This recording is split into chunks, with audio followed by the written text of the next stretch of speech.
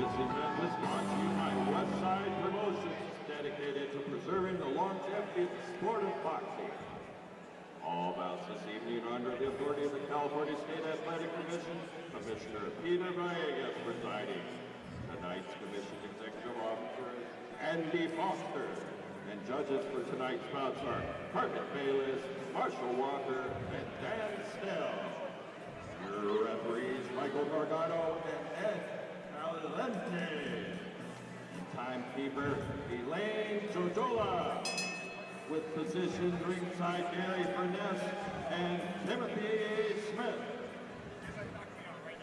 And now for our first fight of the evening.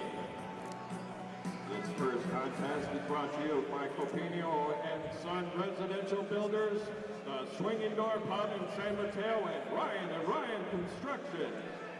In a fourth round bout featuring two fighters in the heavyweight division, making his way to the ring from Panorama City, Josue Vargas.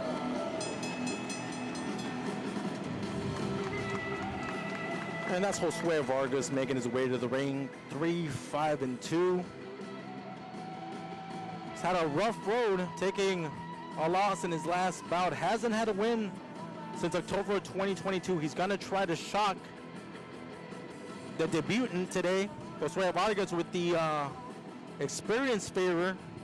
He's been in the ring 10 times before, so he knows what it takes to go all those rounds.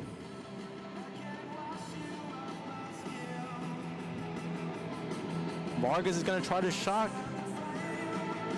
his opponent here tonight. He does not want to be food for the Sharks.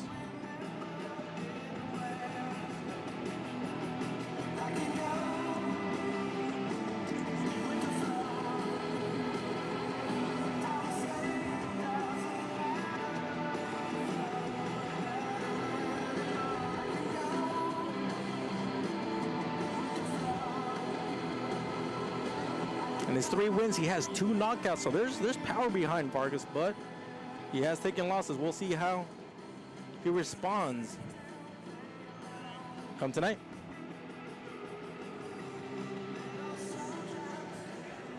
And now his opponent making his way to the ring from Fresno, California, Jack Blackwell.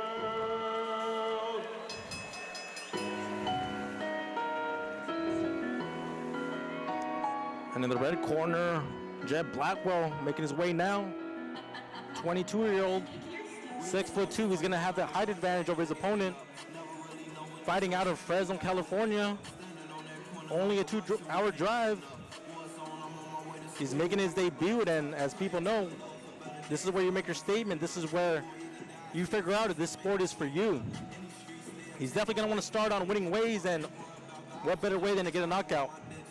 It is possible, but the experience factor has to favor his opponent. So we're gonna get to know Jed Blackwell tonight.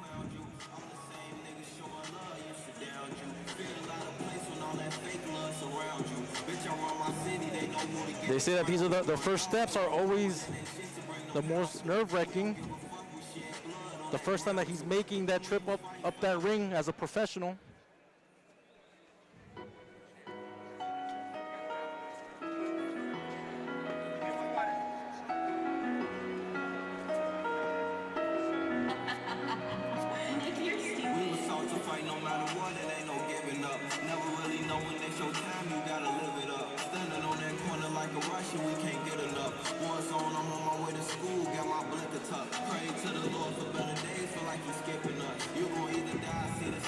Many questions will be answered tonight. Does Jed Blackwell have a career in boxing as his debut?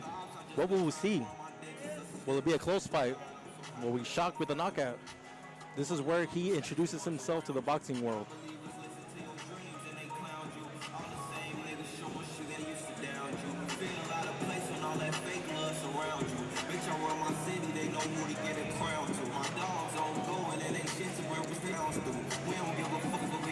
Once again, thank you for everybody that's tuning in. Whether you're here in the arena or watching us on westsidepromotions.com, we greatly appreciate you tuning in, seeing these fights coming back to the Bay. I'm Christian Mosqueda, and I will be your commentator for this evening. Dejan Rossi is your announcer, and this is the first night of the bout with Evander Holyfield and Fernando Vargas Jr., two sons of legends, headlining tonight. Fighting out of the blue corner in the black trunks, he weighed in at 237 pounds. He has a record of 3 wins, 5 losses, and 2 draws. Representing Panorama City, California, Josue Vargas. His opponent on my right, fighting out of the red corner, in the black with gold trim. He weighed in at 247 pounds, making his professional debut.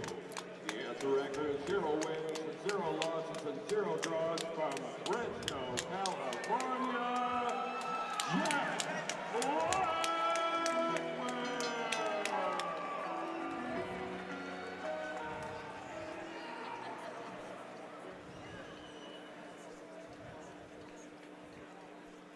And there you guys have it, Blackwell on the black trunks. Vargas in the black trunks as well, but with his heritage flag right there in the blue and white. Blackwell trying to make a statement here in his debut. If you guys notice, it's a small ring, not a whole lot of room to run, so it's going to be an action-packed fight. Right away, you see both men try to establish their jabs.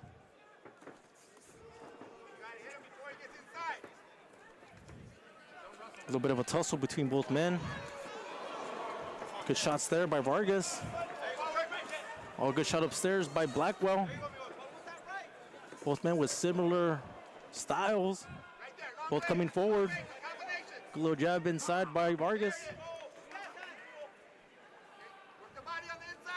And the ref lets him work out of it. Good jab there by Vargas.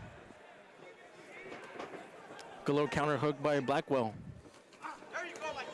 Good shot upstairs by Blackwell again.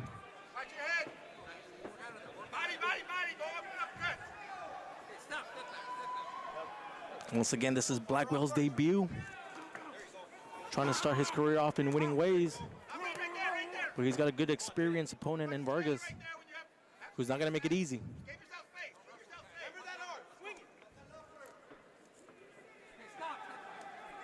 And there you see referee in charge breaks him up.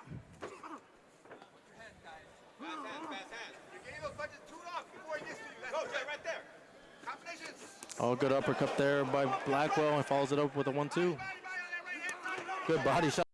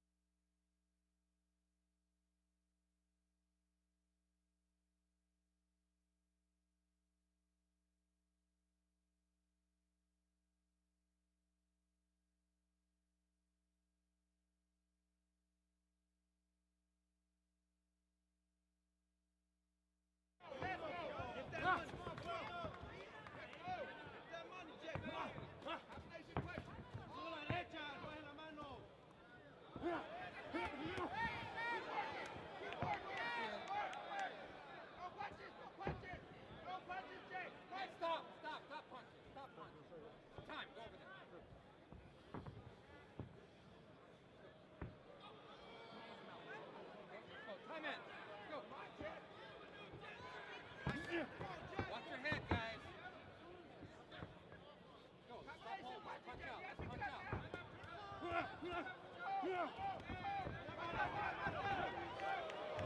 Okay, stop. Off his head. Off his head. Go back. Combination punching. Pick it up now. Right there, Jet. Swing. There you go.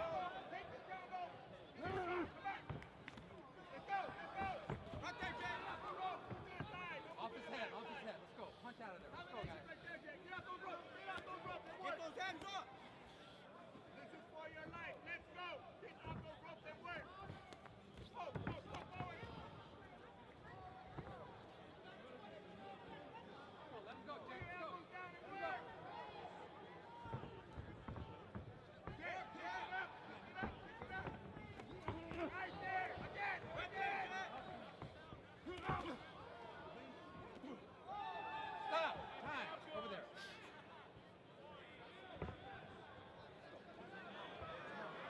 Keep it close. Time in. Go.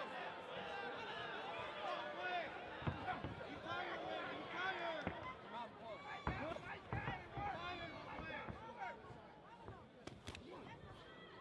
Let's go, guys. Let's work out of there. Work out of there. Hey, stop. Step back. Step back. Stop. Pick it up, Jake. Pick it up. Back hands, Bill, right there.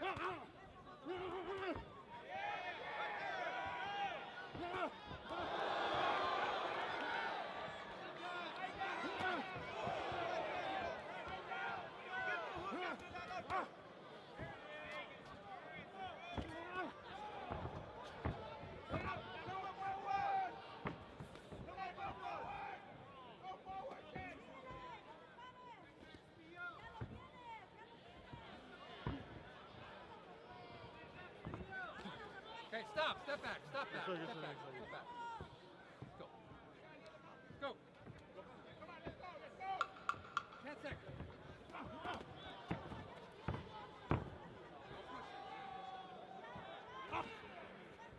Time.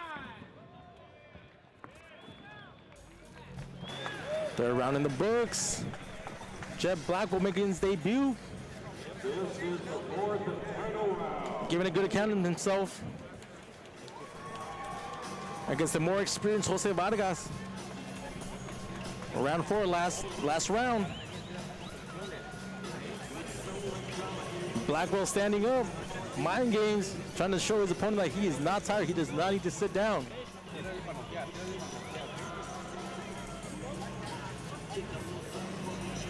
Jose Vargas peering over. Again, the mind games continue. Jet Black will make his debut, standing up, not taking a seat. His coordinator urging him to let his combinations fly. Jose Vargas may need a knockdown or a knockout. Fourth and final round.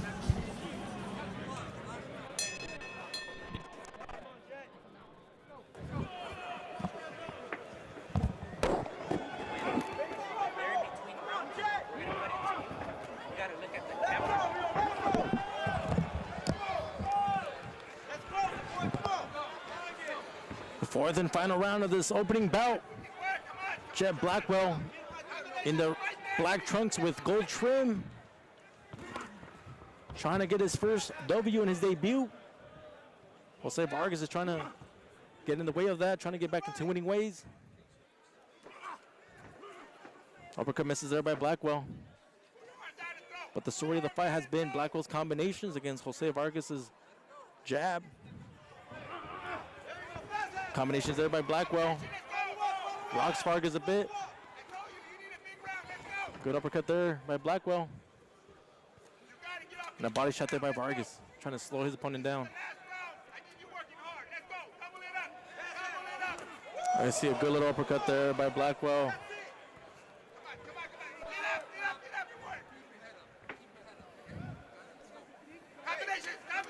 You hear the combinations by Jet Blackwell's corner. Oh, good jab there by Blackwell.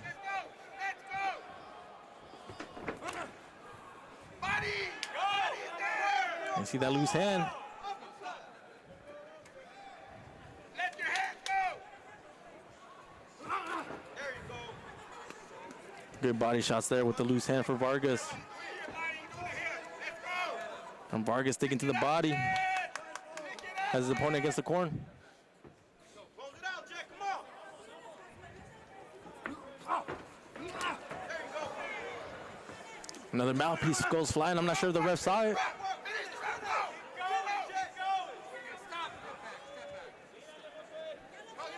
And the ref still hasn't seen the mouthpiece flying. Gotta let them continue.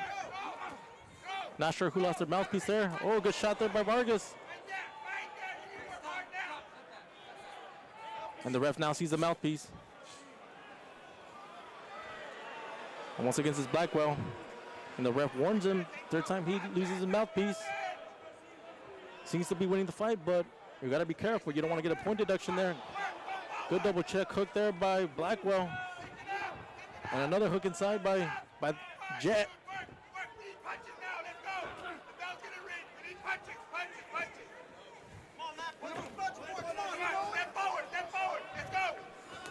Again, an uppercut by Blackwell. Good body shot there and good overhand right by Vargas. Oh, both men go down. No knockdown, says the ref. A slip. 10 seconds left.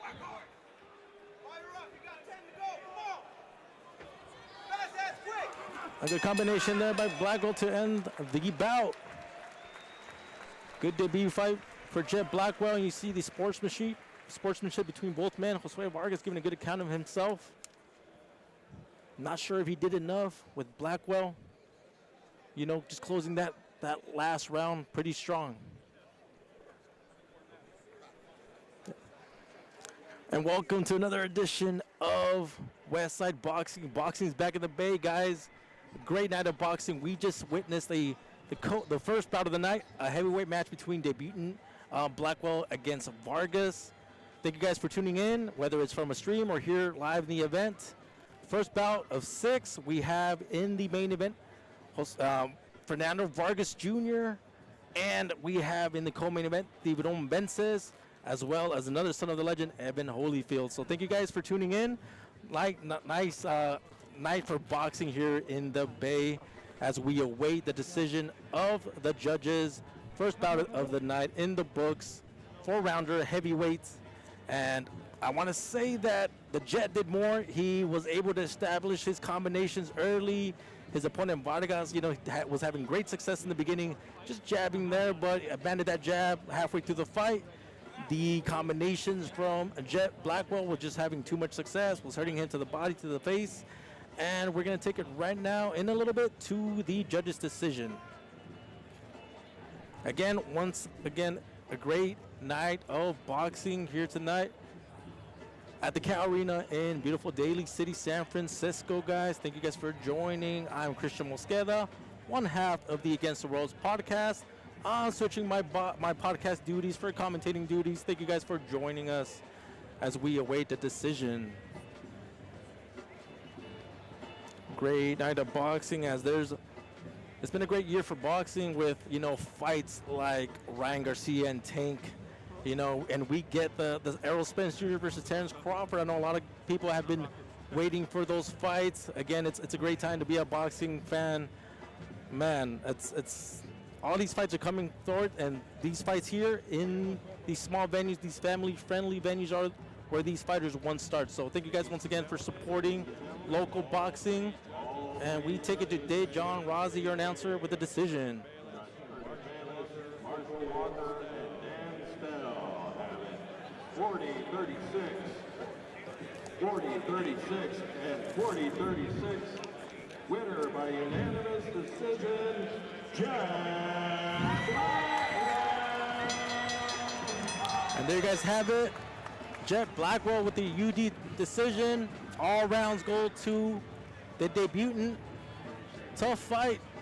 He had an experienced boxer in front of him, but Jet with just too many combinations. Lost his mouthpiece more than once, but his combinations did the talking tonight. Jet Blackwell in his debut gets the nod, gets the W. And hopefully we see him back. You know, one of the heavyweights here that probably like this match was Evander the Great Deal Holyfield, as well as special guest James Lights Out Tony. I'm sure those guys would have said something about this match, but again, a great night of action to start tonight. I want to thank everybody for tuning in and joining us here in Cal Arena. And you see Jet giving a little ovation there to the crowd.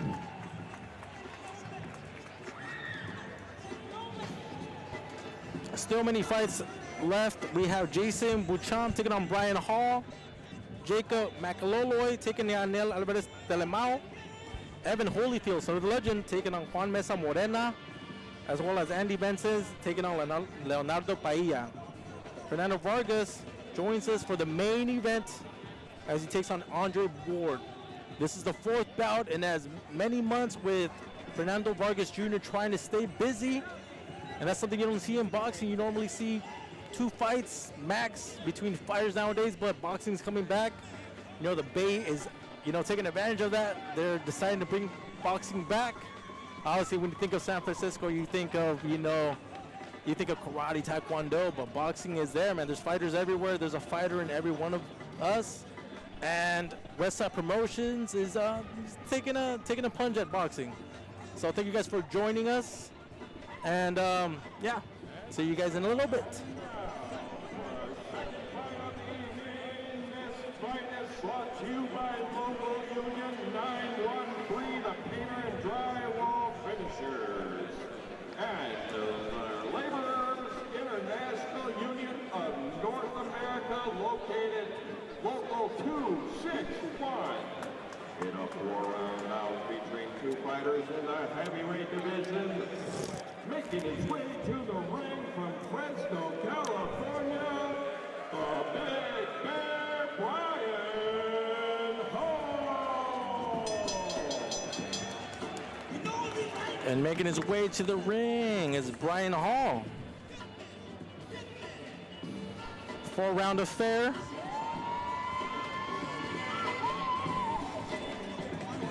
Bryan Hall 1-0, undefeated. 6'2", trying to make it 2-0. He won't have an easy task as he has Jason Beauchamp in front of him.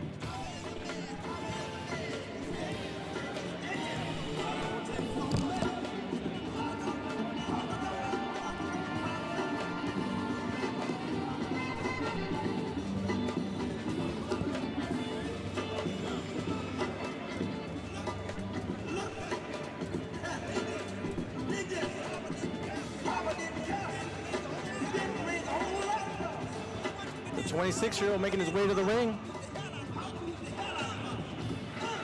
Black and gold trim seems to be a fighter's favorite tonight. There you see him getting a feel for the ring. Small ring. So he'll be guaranteed action tonight.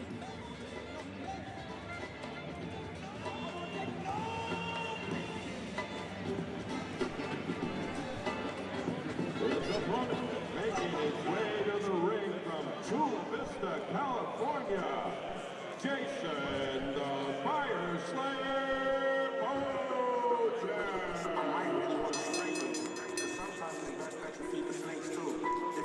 And making his way to the ring is Jason Beauchamp. 1 win, 1 loss, both by knockout. So as you see, when he wins by knockout. When he loses, he loses by knockout. So one of these guys has got to go. 36-year-old, he's going to have the height advantage at 6'4", fighting out of Chula Vista by way of San Diego.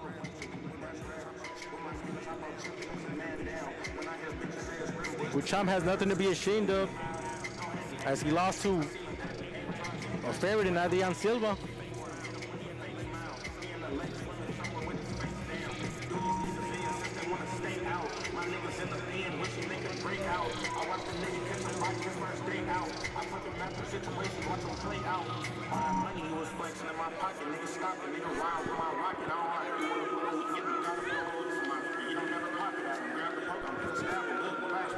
And here comes Beauchamp, taking his way, taking his time, coming down to the ring. Gamesmanship there. Wanting to let his opponent get cold while he waits. That's a gamesmanship in the 36-year-old.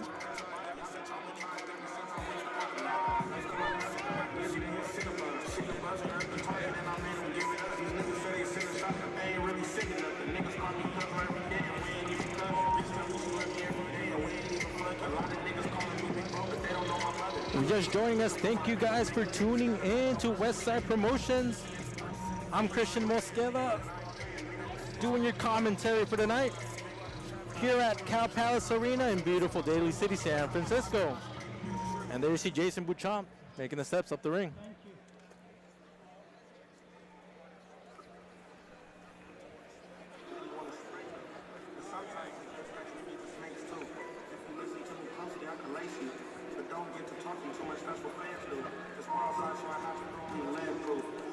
And they give it to Dejan Razi.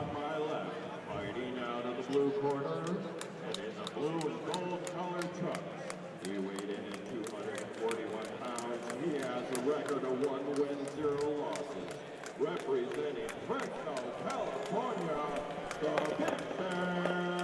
Bryan Hall.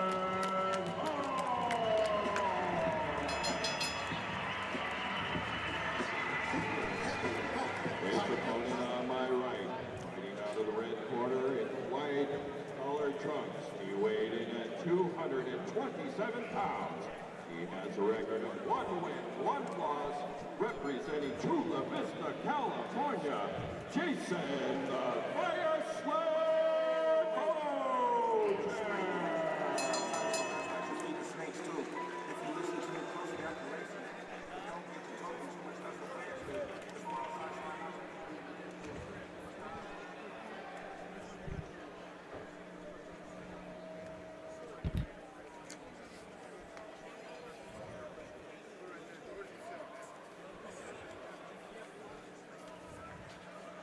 And with that, referee Michael Margado, his instructions, Jason Beauchamp versus Bryan Hall, heavyweights, second bout of the night.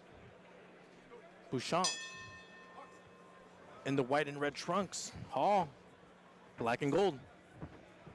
There you go, both men trying to establish their jab. Beauchamp there with the jab.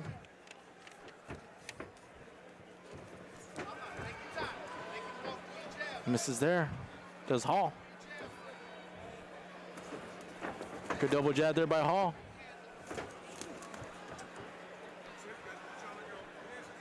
One-two punches to the body, but Beauchamp takes it well. See Beauchamp in the blaze white and red trunks.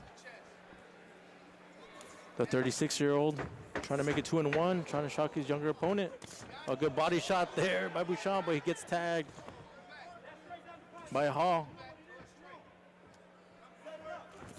Oh, good body shot there by Beauchamp. Oh, good left hook inside by Beauchamp. Right on the button of Bryan Hall, and Hall goes down. Let's see if he can get up. He looks to be on unsteady feet. He looks to be falling, and the ref calls it. Wow. What a shot by Jason Beauchamp. And he's going to do a little theatrics for us, and he lands it. Jason Beauchamp with a statement. I told you, ladies and gentlemen, he has 1 win by knockout, 1 loss by knockout. This one was going to end in knockout, and he did it. First round, big left hook inside by Jason Beauchamp. We're priority. We have to be that. And we're gonna take a look right now at Hall, see how he's doing. Camera crew's gonna get in a little bit closer. Doctors are taking a good look at him.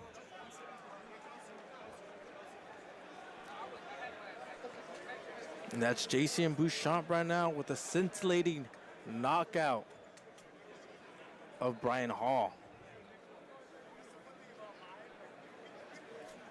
Wow, statement.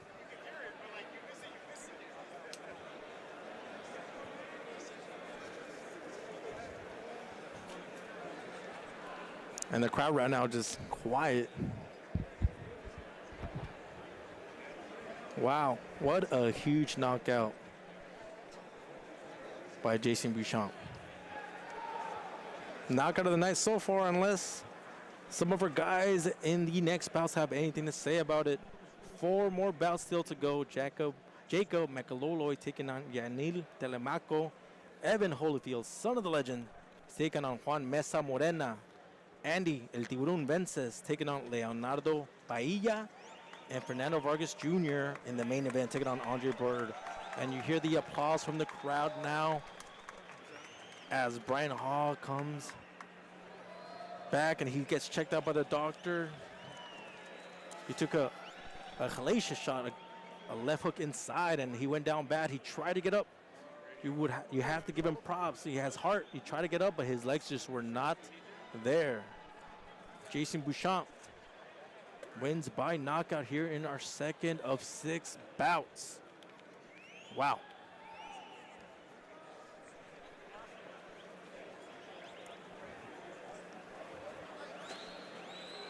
After the knockout, Beauchamp was telling the crowd, hey, give me some space. He did a little backflip, landed it, stuck it. Now you see him going over to his opponent in sportsmanship fashion, gives him a hug. He's happy that he's okay. Good sportsmanship there by Beauchamp. Bryan Hall tastes defeat for the first time in his career. Now takes his record to 1-1.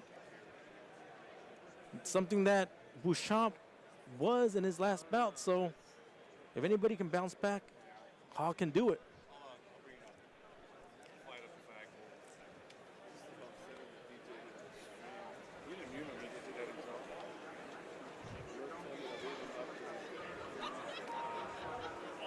And now we are going to take it to your announcer for the night, Dejon Razi, for the official. Ladies and gentlemen, with 1 minute, 10 seconds in the first round, referee Michael Margado calls a stop to this contest. Your winner by KO is Jason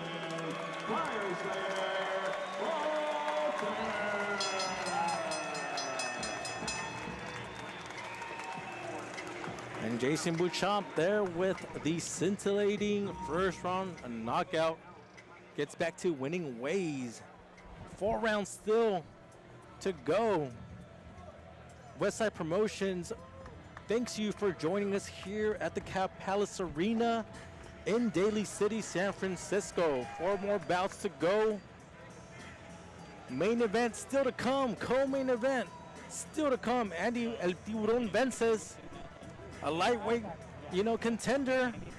And we all know what the lightweight division is these days. We know that the lightweight division has all the names from Ryan Garcia to Tank. These guys are fighting in these arenas. They are just 1 call away from, getting called by these guys who need these stay busy fights. So these guys have to continue their ways, continue winning, stay ready, because that call could come. Whether it's a Ryan Garcia, whether it's a Tank Davis who needs a tune-up fight.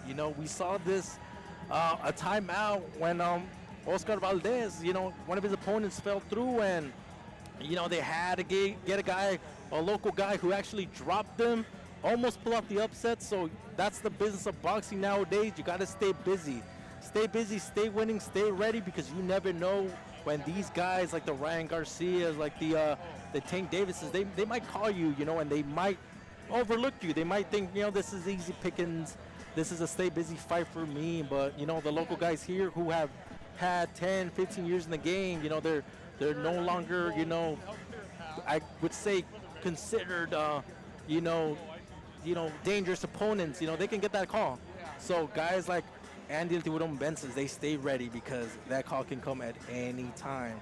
So in your co-main event, we have Andy El Tiburon Vences taking on Leonardo Alcala. We have Fernando Vargas Jr., making his 4th fight of the year, staying busy, like I just mentioned, fighting on Byrd. Fernando Vargas Jr. is 1/3 of the Vargas sons. He might be one of the ones that are not as highly touted, but he wants to, make a name for himself, let people know that he is as good as, what he thinks he is. And so Fernando Vargas Jr. in the main event trying to make a name for himself. We also have Evander Holyfield, young Yung Holyfield in the building. His dad, the great legendary Evander Holyfield, is here in the building supporting his son. You know, he was taking pictures with a lot of the fans. A lot of people very delighted to see, you know, the real deal, Evander Holyfield, but he's here for his son and Evan trying to stay in winning ways, trying to make a name for himself as well. You know, we've talked to guys like this. We've talked to, you know, the Shea Mosley Juniors, and they tell us a lot of the same stuff. You know, we do have a shadow. It's something that it's always going to be there. You know, our parents were great. They fought so hard. They trained so hard, and that is the fruits of their labor, you know. But they want to all make a name for themselves. They want to, you know, step out of the shadow. And now we're going to go back to the belts. We're going to take it to Dejon Rossi, your announcer.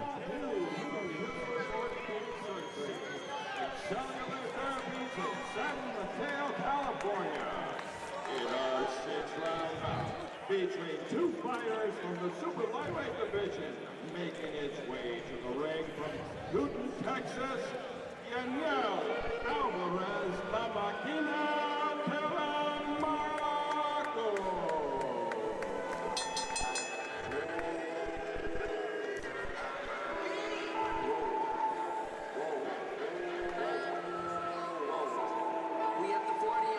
And making his way to the ring right now is Yainiel Alvarez. 3-2-2, 3 wins, 2 losses, and 2 draws. One of those wins coming by way of knockout. One of those losses coming by knockout. So he's got the potential to knock out and get knocked out. So a very interesting fight. 32-year-old Cuban out of Ciego de Avila, Cuba, now residing in Texas. So he's a Texas boy. And we're going to see how much of that Texan style has influenced, you know, has influenced his Cuban style.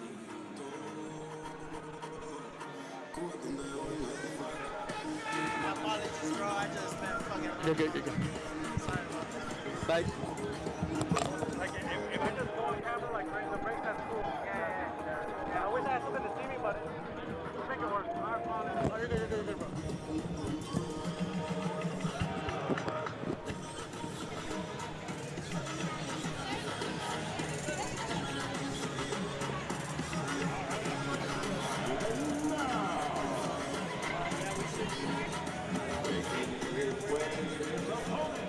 All the way from Union City, Caracas.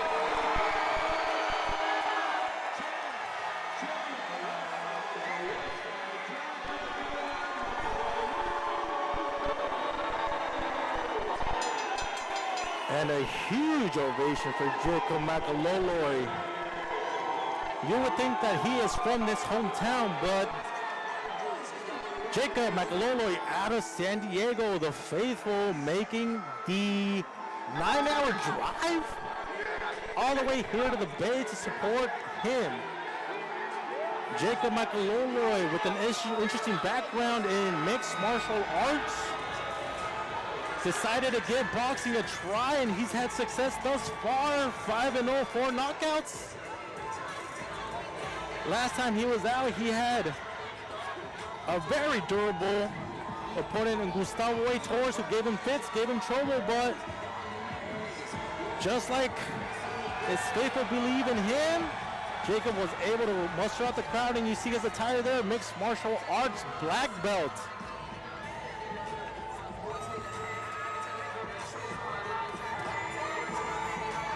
Once again, Jacob Macalolooy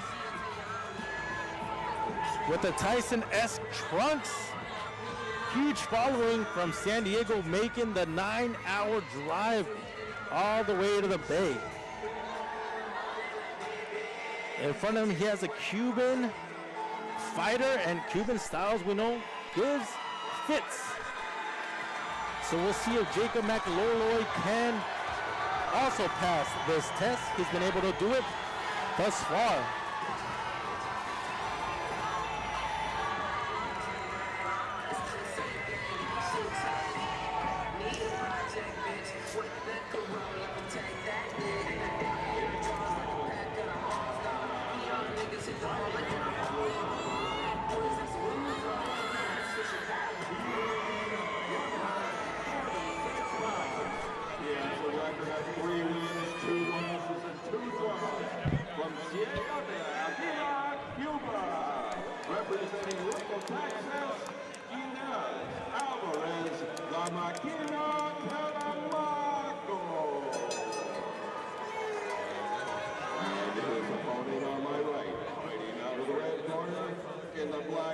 trunks. He weighed in at 147 pounds. He has a record of 5 wins, 0 losses, 0 draws, with 4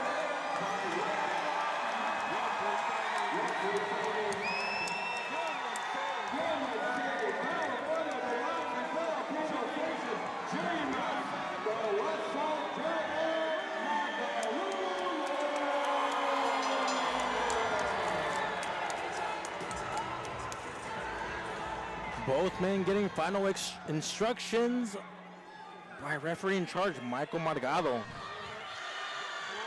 Third bout of the night, 6 rounds of action. And once again, this is a very small ring, so there's a lot of action that's going to be here tonight. Not too much room to move. Jacob Macalolooy, crowd favorite, 5-0, taking on Cuba's Yainiel Alvarez. Macalolooy in the Tyson black trunks. Alvarez, the Cuban, in the blue and yellow trim trunks, and action begins. And you see Macalolooy trying to throw that jab first, but not overexerting. Both men very tentative. Being patient there. Let's go, a little tough jab there by Jacob. Alvarez with the height advantage. Oh, and Macalolooy, you see that power in display early. Alvarez takes it well. A good little uppercut there by Alvarez.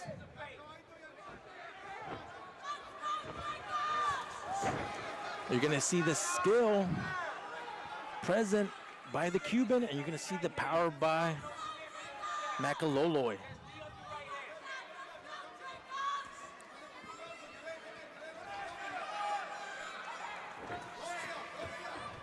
Very tentative first round. Both men are not trying to make any mistakes. You see Alvarez miss there with that 1-2. Macalolooy has him against the ropes, digs to the body. Good shot upstairs by Macalolooy. Alvarez didn't like it, and he tried to catch him back, but misses. You see a very focused Macalolooy there. Alvarez has a reach advantage. Let's see if he can use it.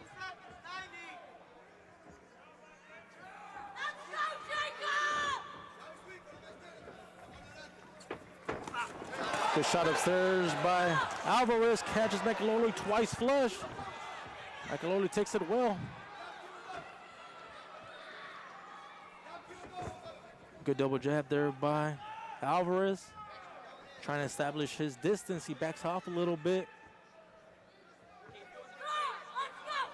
Macalolooy has to be careful. Good shot upstairs by Macalolooy. Another shot by Macalolooy again. There you see Jacob switching stands. Switching to a southpaw there. He's going to want to land that big left. Good little straight right there by Alvarez. The Cuban trying to fight behind that jab.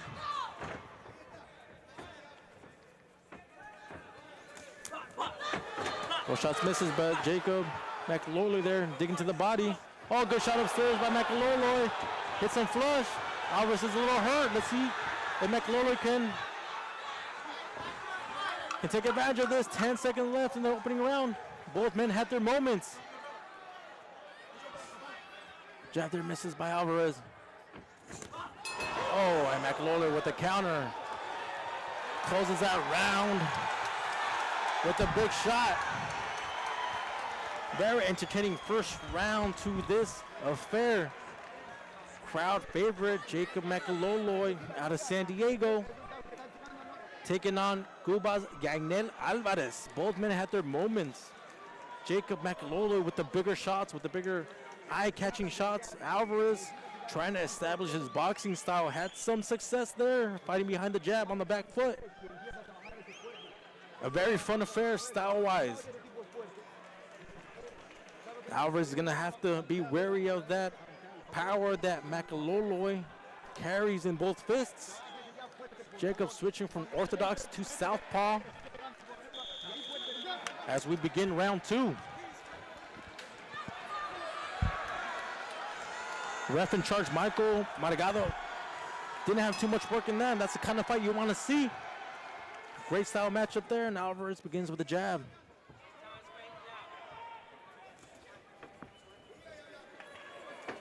Alvarez with the reach advantage, and Macalolooy trying to get inside. You can see Macalolooy try to land that power, and if he sees a man that's hurt, he's gonna pounce.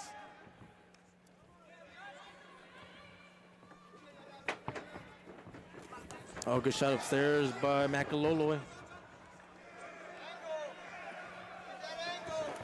Good 1-2 there by Alvarez. Doesn't land, but he's trying to establish his distance.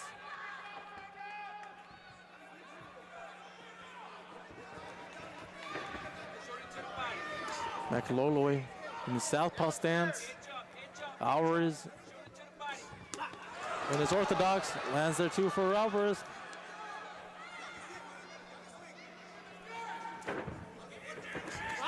Oh, good 1-2 there by Alvarez. Macalolooy responds with a flurry of his own.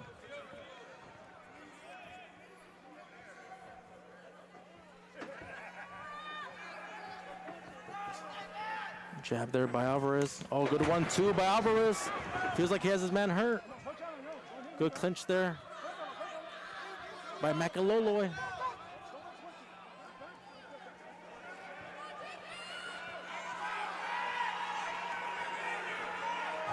The crowd trying to get into it. Wild hook misses by Alvarez. 90 seconds left in this round. Much closer round to judge. Judge is looking for something eye-catching.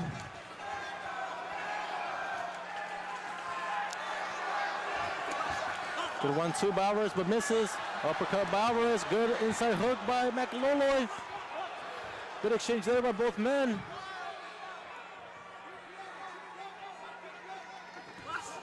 Alvarez has to be careful. Good inside hook by Macalolooy. Good hooks inside by Macalolooy. Alvarez favors the 1-2, catches his opponent there. Macalolooy shrugs it off, says it didn't hurt. Oh, good 1-2 there. The first one misses, but the second lands for Macalolooy.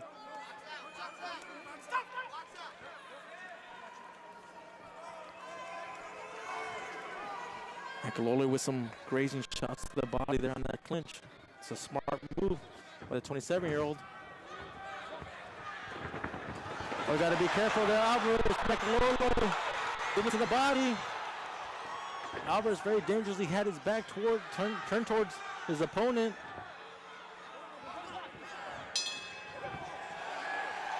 Very competitive round with Macalolooy having more success towards the end. You got to feel like the judges might award him that round because of those 2 shots there. Rookie mistake by Alvarez. 2 rounds in the bag, 4 more to go. Jacob Macalolooy out of San Diego, crowd favorite, taking on Cuba's Yainiel Alvarez in a very scintillating style matchup.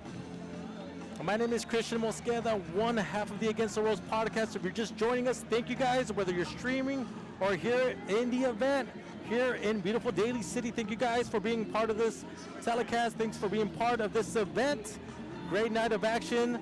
This is the 3rd bout out of 6. 3 more bouts to go with the Sons of the Legends coming up after this bout. But for now, we have a scintillating matchup with Jacob Macalolooy taking on Yainiel Alvarez out of Cuba. Power puncher against the boxer. And good 1-2s by Alvarez, but great, good action by Jacob. You see that power. And Alvarez takes those 2 shots to the mouth. You see Jacob dig into the body. And you see that power that's present. This is why Macalolooy is such a crowd favorite. Charismatic 27-year-old with a background in mixed martial arts. Decided to take up boxing. Now at 27, he's got an undefeated record at 5-0, 4 knockouts. trying to treat his faithful who made the 9-hour drive from San Diego. Wants to reward them with a knockout, but in front of him he has a tough Cuban in Yainiel Alvarez, who's taking leather, and he's taking it well so far.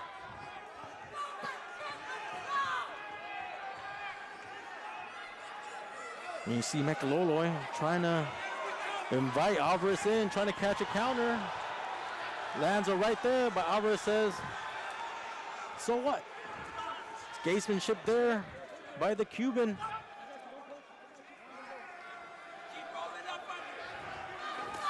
Good 1-2 by the Cuban. Macalolooy, faithful, trying to urge their fighter on. Good little body shot, good little straight there by Alvarez. Macalolooy takes it well. A better round for the Cuban. Macalolooy digging to the body now. Trying to slow his opponent.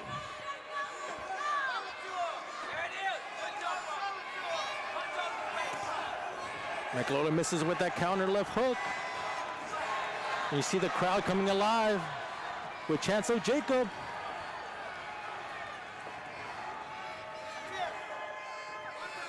Good body shot there by the Cuban. Doing his best to silence this crowd, but when you make that 9-hour drive, it's hard to be quiet.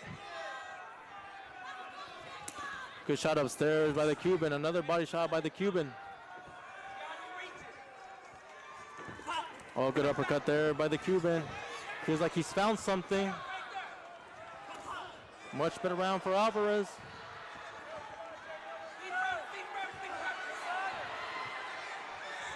Macalolooy's gonna have to get into a rhythm.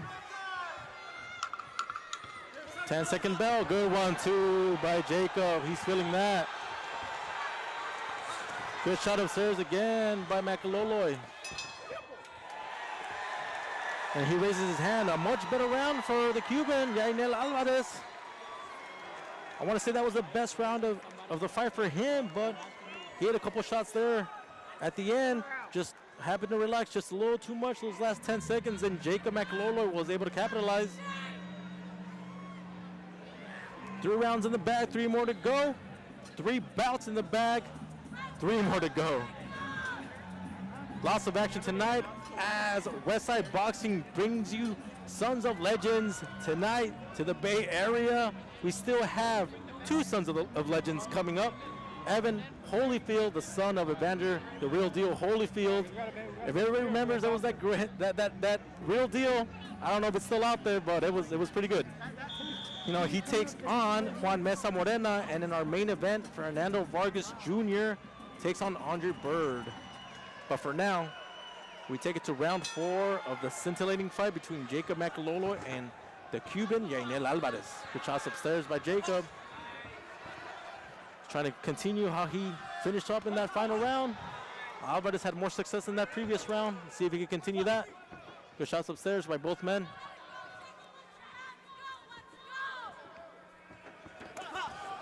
Oh, good shot upstairs by Nel. Sends Macalolooy off balance momentarily. Good 1-2 by Macalolooy. Hits the gloves of Alvarez. Good body shot there by Alvarez.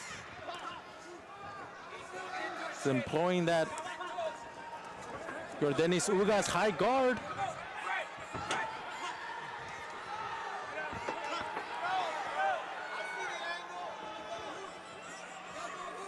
Macalolooy trying to get in the inside. Trying to shake up his opponent with some big lefts.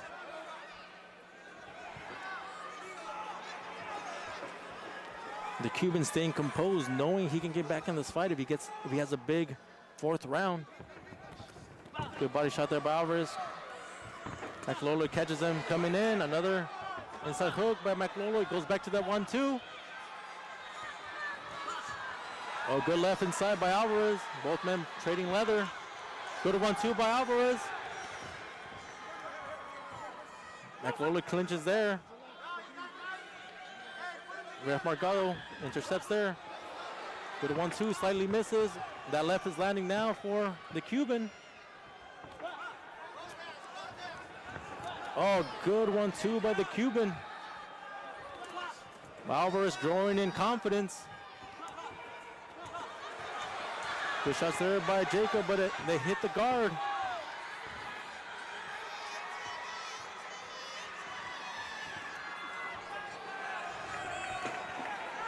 Macalolooy going back to southpaw style. Alvarez growing in confidence.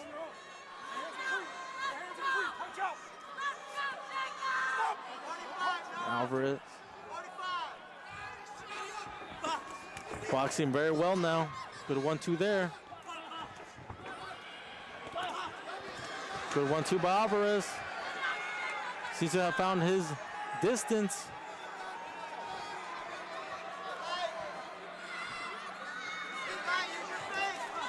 Good shot up there by Macalolooy.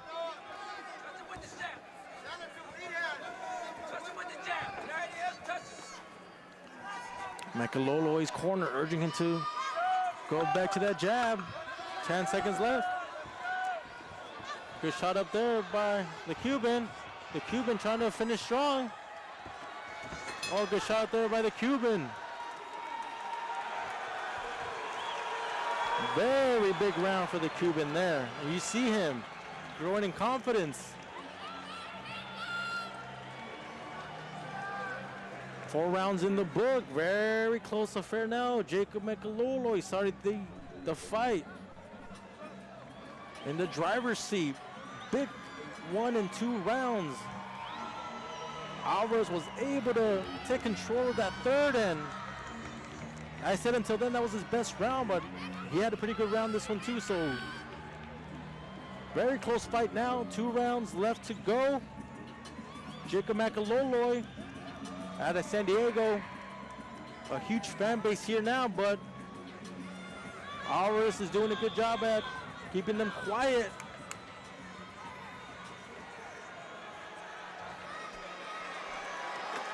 Big 5th round for both men. Very close affair now. I would not want to be a judge. And the referee is cleaning the corner, a little wet on that corner. Gives fighters a little bit more breathing room. An extra 20 seconds of rest.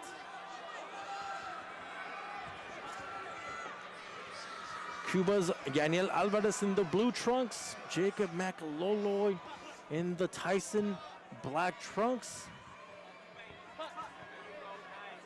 Macalolooy had the most success when he got in and delivered his power shots. Yainiel has done his best work just boxing at a distance.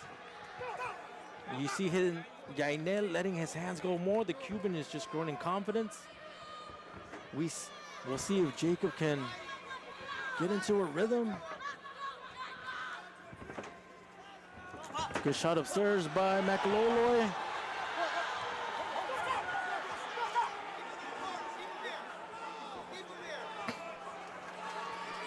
Very focused Jacob now. His eyes on his opponent.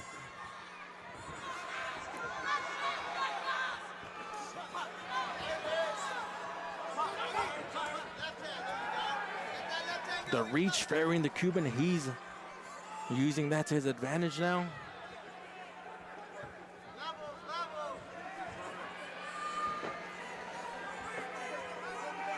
It's the orthodox against the southpaw stance here.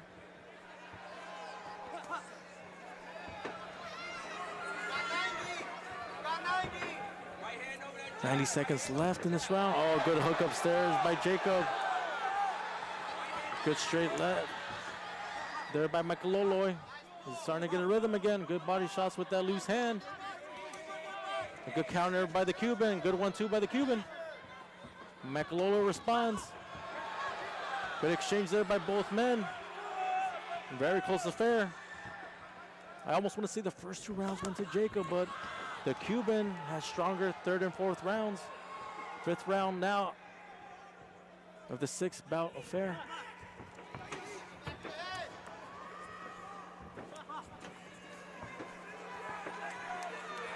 And you see Jacob now trying to get a little step in his bounce, or bounce in his step.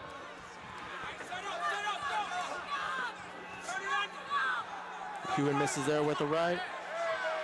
Macalolooy comes with an upper but misses. Good combinations there. Gets caught there by a Macalolooy hook. Good 1-2 by Macalolooy. Macalolooy fighting very well off the back foot. Countering very well. Seems to have gone a second wind.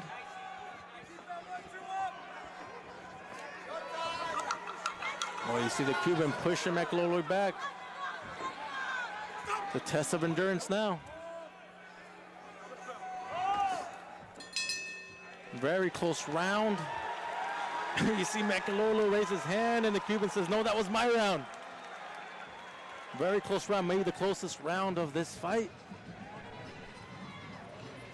The sixth and final round is coming up. Both men have had their moments in this bout. Macalolooy seemed to take those first 2 rounds.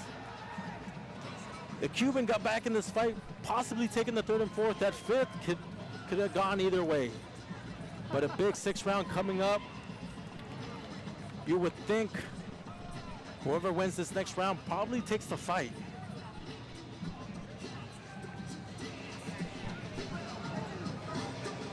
If you're just joining us, thank you guys for tuning in to Westside Boxing's Fight of the Night tonight here in Daly City, San Francisco. My name is Christian Mosqueda, calling the action here tonight. And with that, we go to the 6th and final round. Very important round for both men. You see the Cuban starting strong. Macalolooy with an uppercut. If there's a knockdown, you have to favor somebody with that. Can somebody knock their opponent down and steal this fight?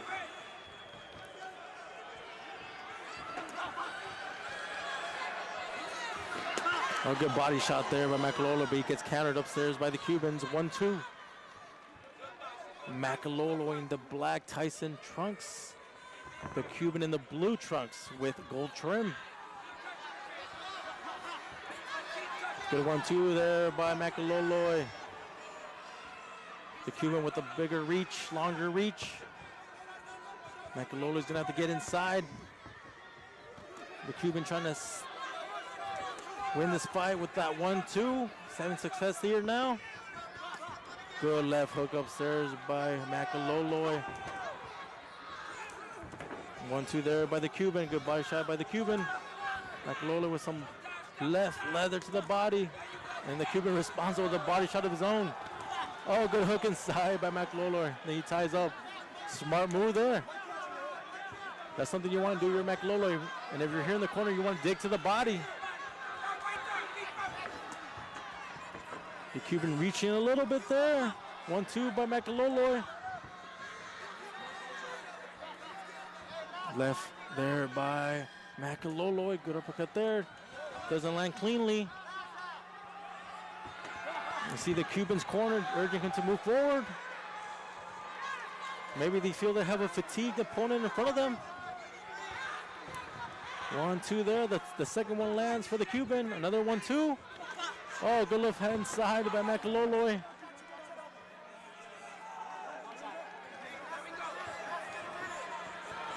You see Macalolooy talk to his corner. Seems like there's fatigue. And Macalolooy, see a little bit of that. His feet giving out. You see the ref warning the Cuban not to push his opponent down. 1-2. Good shots upstairs by the Cuban. He's feeling confident.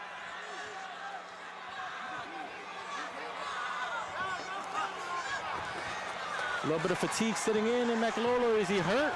Good 1-2 by the Cuban. He feels like he has his opponent hurt. Good shots inside. And the Cuban is having more success. And Macalolooy puts his hands like he feels like he knocked his opponent down. The ref rules it a slip. Macalolooy's corner is not happy about that. You see the Cuban trying to unleash.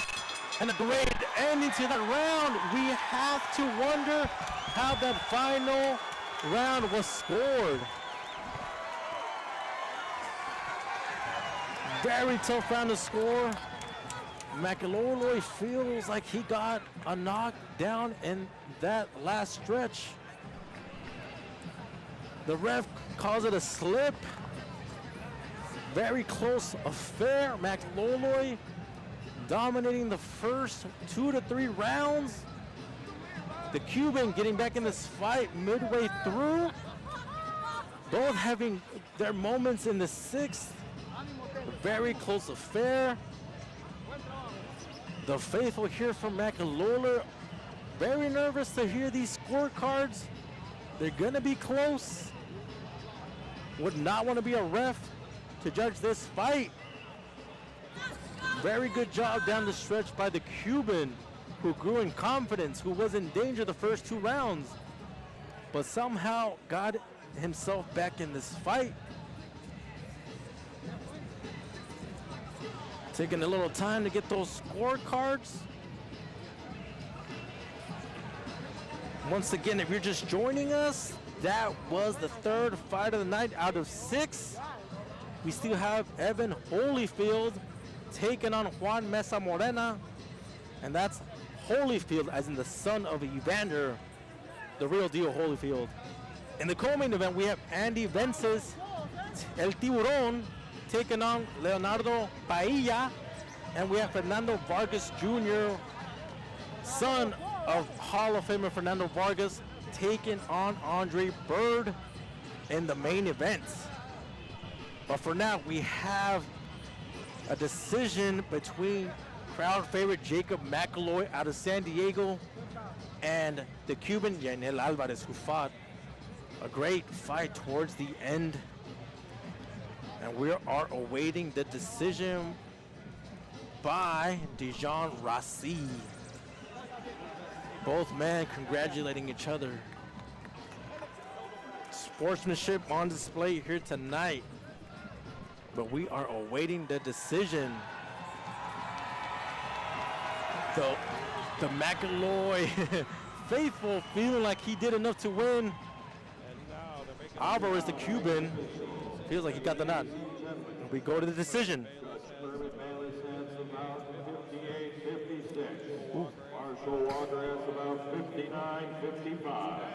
And Dan Stell has it 58-56. All three for unanimous decision.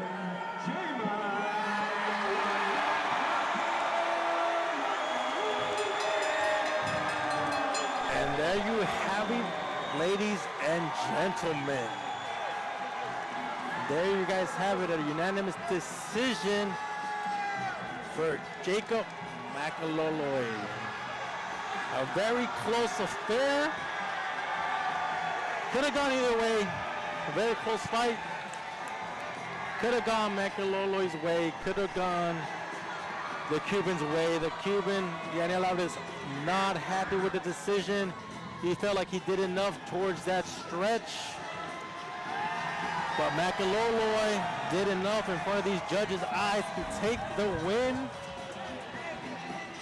Yainiel Alvarez, although not happy with the decision, could go home very happy with his performance. And with that, guys, we will take it to intermission.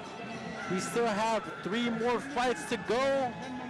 2 sons of legends are still coming up, with Evander Holyfield taking on, an opponent in Juan Meza Moreno. And we have another son of the legend, Fernando Vargas Jr., taking on Byrd. Again, 2 sons of legends. We got the legends here. They're out there with the fans. They're all interacting. But we'll take it to intermission, and we'll be back in a little bit. Don't go anywhere.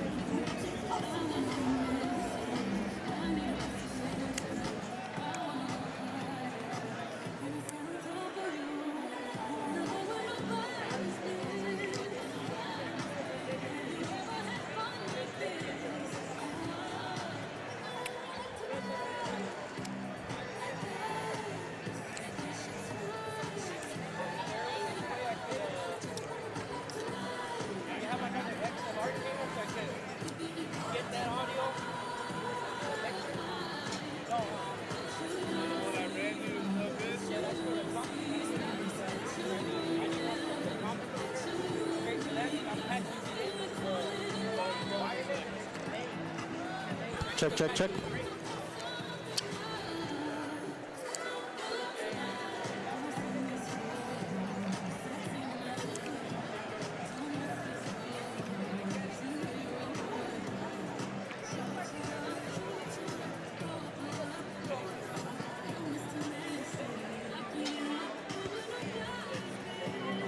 What's that, boss? What's that, boss?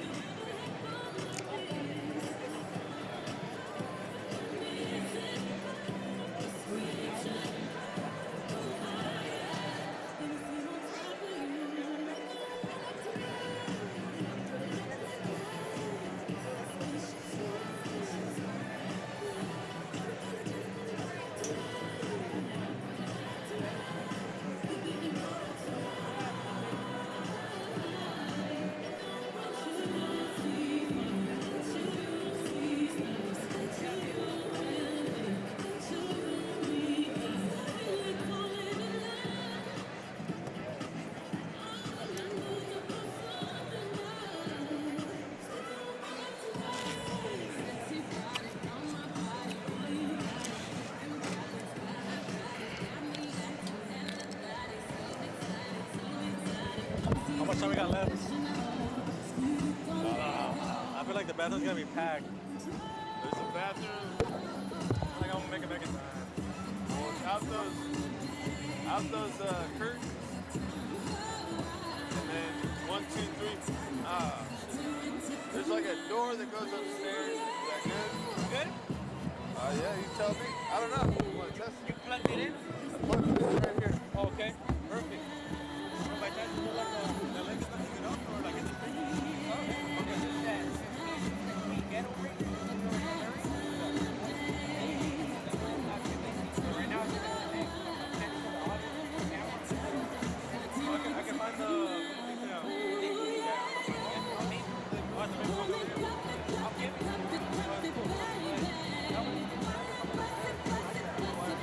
That's like when I told you how to click on the web page and then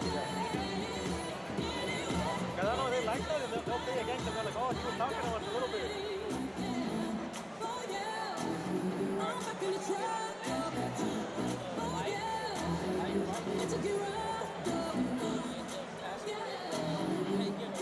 Yeah, what's wrong?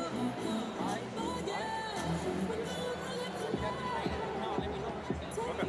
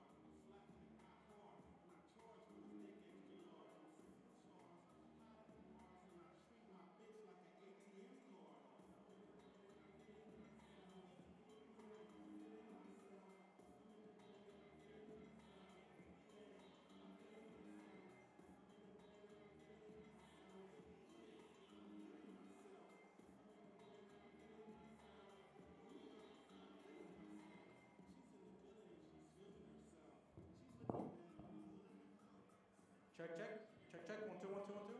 Check, check.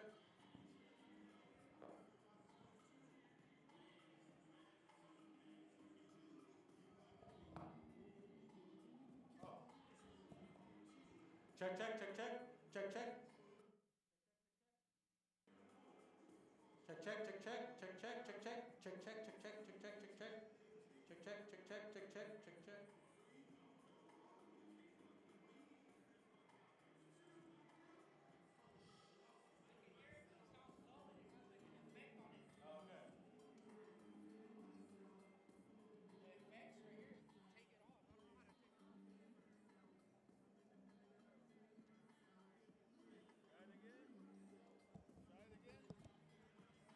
Check, check.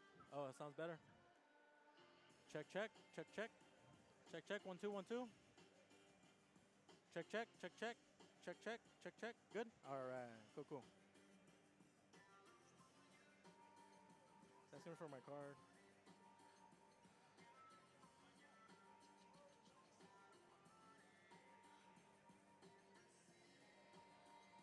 Up in LA, in the city, on good old Watts, in the city.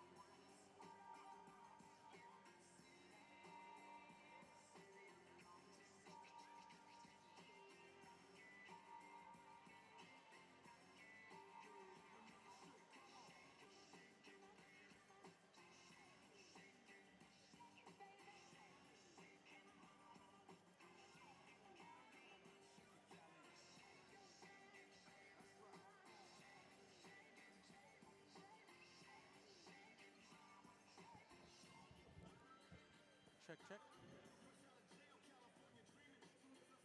Oh, I feel my hoochie screaming.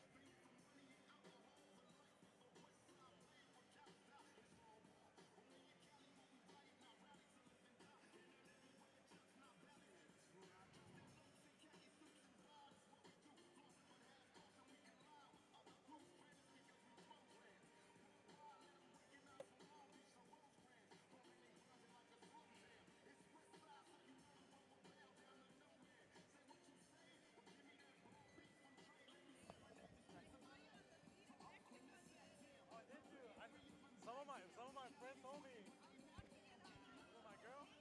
Oh, okay. So it was in the Spanish or the English? Spanish, huh? What flight did I have? I think I had the USA one and the Mexico one. I know that guy. Yeah. They told me that my girl was like looking down or something. Yeah. I was like this. Ah. Do you have DVR? No.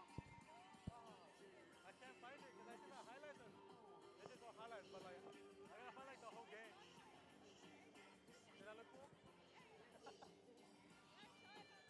Oh man, I wanna. I'm gonna find it. Yeah, I gotta find the link. Okay. Yeah, cause like 3 people told me, I'm like, what minute? They're like, second half. Okay. Okay, I gotta check it out. Huh? Oh, it's not? Okay, cool. It's funny because she doesn't really watch soccer, but like, she becomes like the biggest like bandwagoner. Like for the Mexico, she's like, let me get that Mexican flag. I was like, okay. And then for the USA, she's like, let me get that flag. I was like, oh, bandwagon, man. Like, and she was a little drunk. She want the Manteca Mexican. And she like, some people were like, what the Manteca? She got like all hype out, but she was drunk.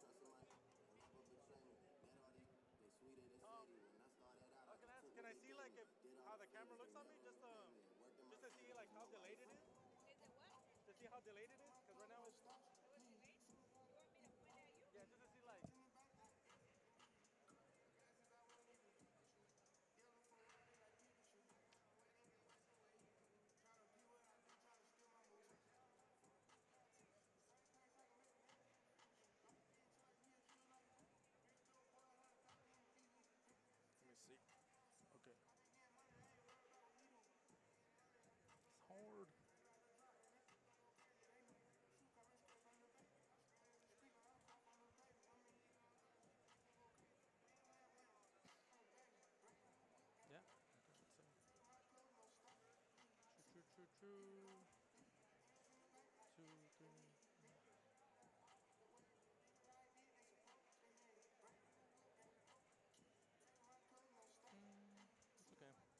Okay, there it is.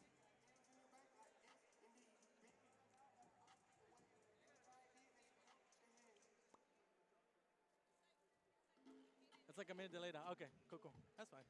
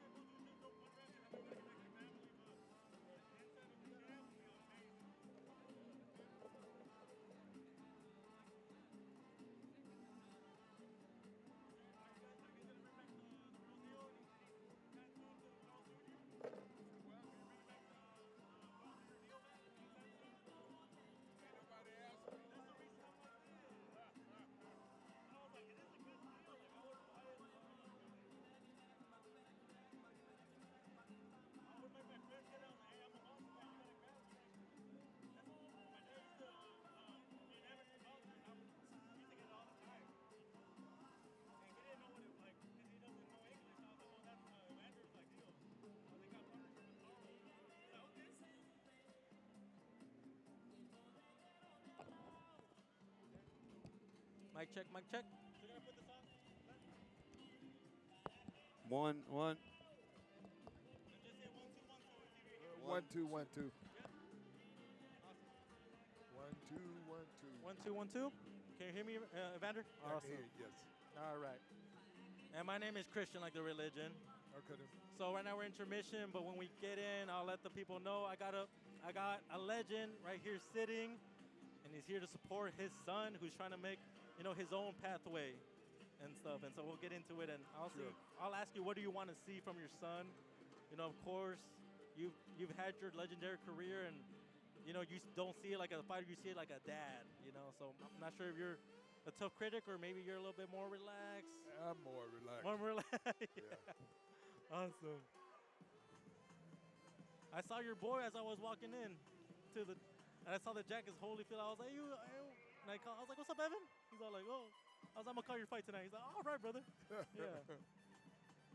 And it's crazy because I met Shane Mosley Jr. We had him on. I have a podcast. I've had him on. I was like, I'm sure there's like those comparisons. How do you deal with it? And he's all like, I know my daddy's great. And I'm sure probably your son thinks that too. Like, I know my daddy's great, but I'm just trying to do my own thing. You know, I'm not trying to put too much pressure on. And we've asked him, does your dad put pressure? He's like, no, my dad's so relaxed.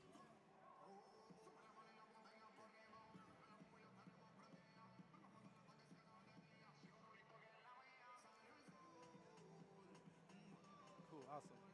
Yeah, and we've asked Shane. I was like, oh, so your dad's really chill, and he's like, yeah, I wish he would be a little bit, like, you know, more strict, but he's strict in his own ways. That's what he tells us. Right, like, right.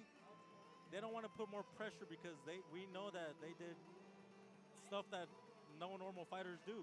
You know, you get 1 in a million, and they're like, we want to be obviously like our daddy, but you know, we gotta do it our own way. You know, and Shane Jr. said something really that caught it to. He's all like, I'm not gonna ever try to be my dad because, oh man, I gotta do my own thing, and if I even get somewhere close to it, I'll be happy. But he's like, I don't take personal on those comparisons.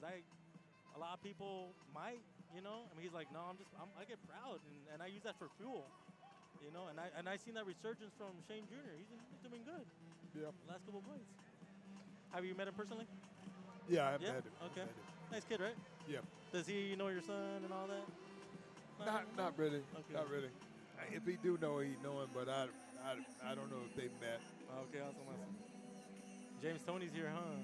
Is your buddy or no? We all right. Yeah, he's all right. I'm pretty good with everybody. All right. Who? Anybody that you still keep in touch with from? Reddit Bo. Yeah, okay. That's been my buddy for a while. Awesome. All right, champ. And you fought? Have you been out here to the Bay? I'm from LA. I'm from Palm Springs area. How do you like it out here? I know they're trying to bring boxing back. It's okay. It's okay. You know, I'm here because to fight. If it wasn't for the fight, I don't know if I'd be here. Yeah. I know there's a lot of fighters that they're like, I don't watch boxing. I just did it because it was my job. Do you still watch boxing or not really? I do. Oh yeah. I do. Okay. I still like to know who the best. Oh, okay. Who's the best? Who's the best heavyweight in your opinion? Right now.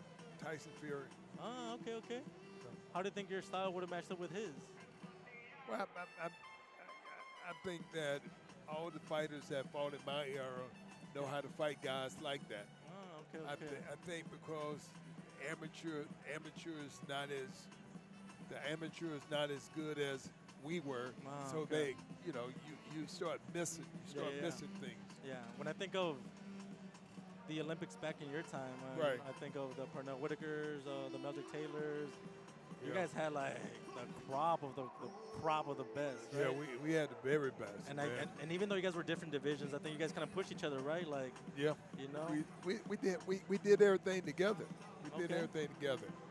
For 2 whole years we got ready for the Olympics, the 84 thing. The 84. Okay. Man. And I'm a big fan of Meldrick Taylor, and even as a Hispanic, I'm like, oh, that one hurts me, because I'm American, Hispanic descendant, but I'm like, Meldrick was special. Was special, and I feel like they ruined him a little bit. Like being there around him. How was he as a? Well, we were born on the same day. What? What day? October the 19th. But we 4 years different for his age, like that, and he was always challenging. I'm telling you, he was always competing against me. I'm just stronger. I was stronger and I was older. Yeah. And he just, I'm telling you, but he could throw more punches than anybody.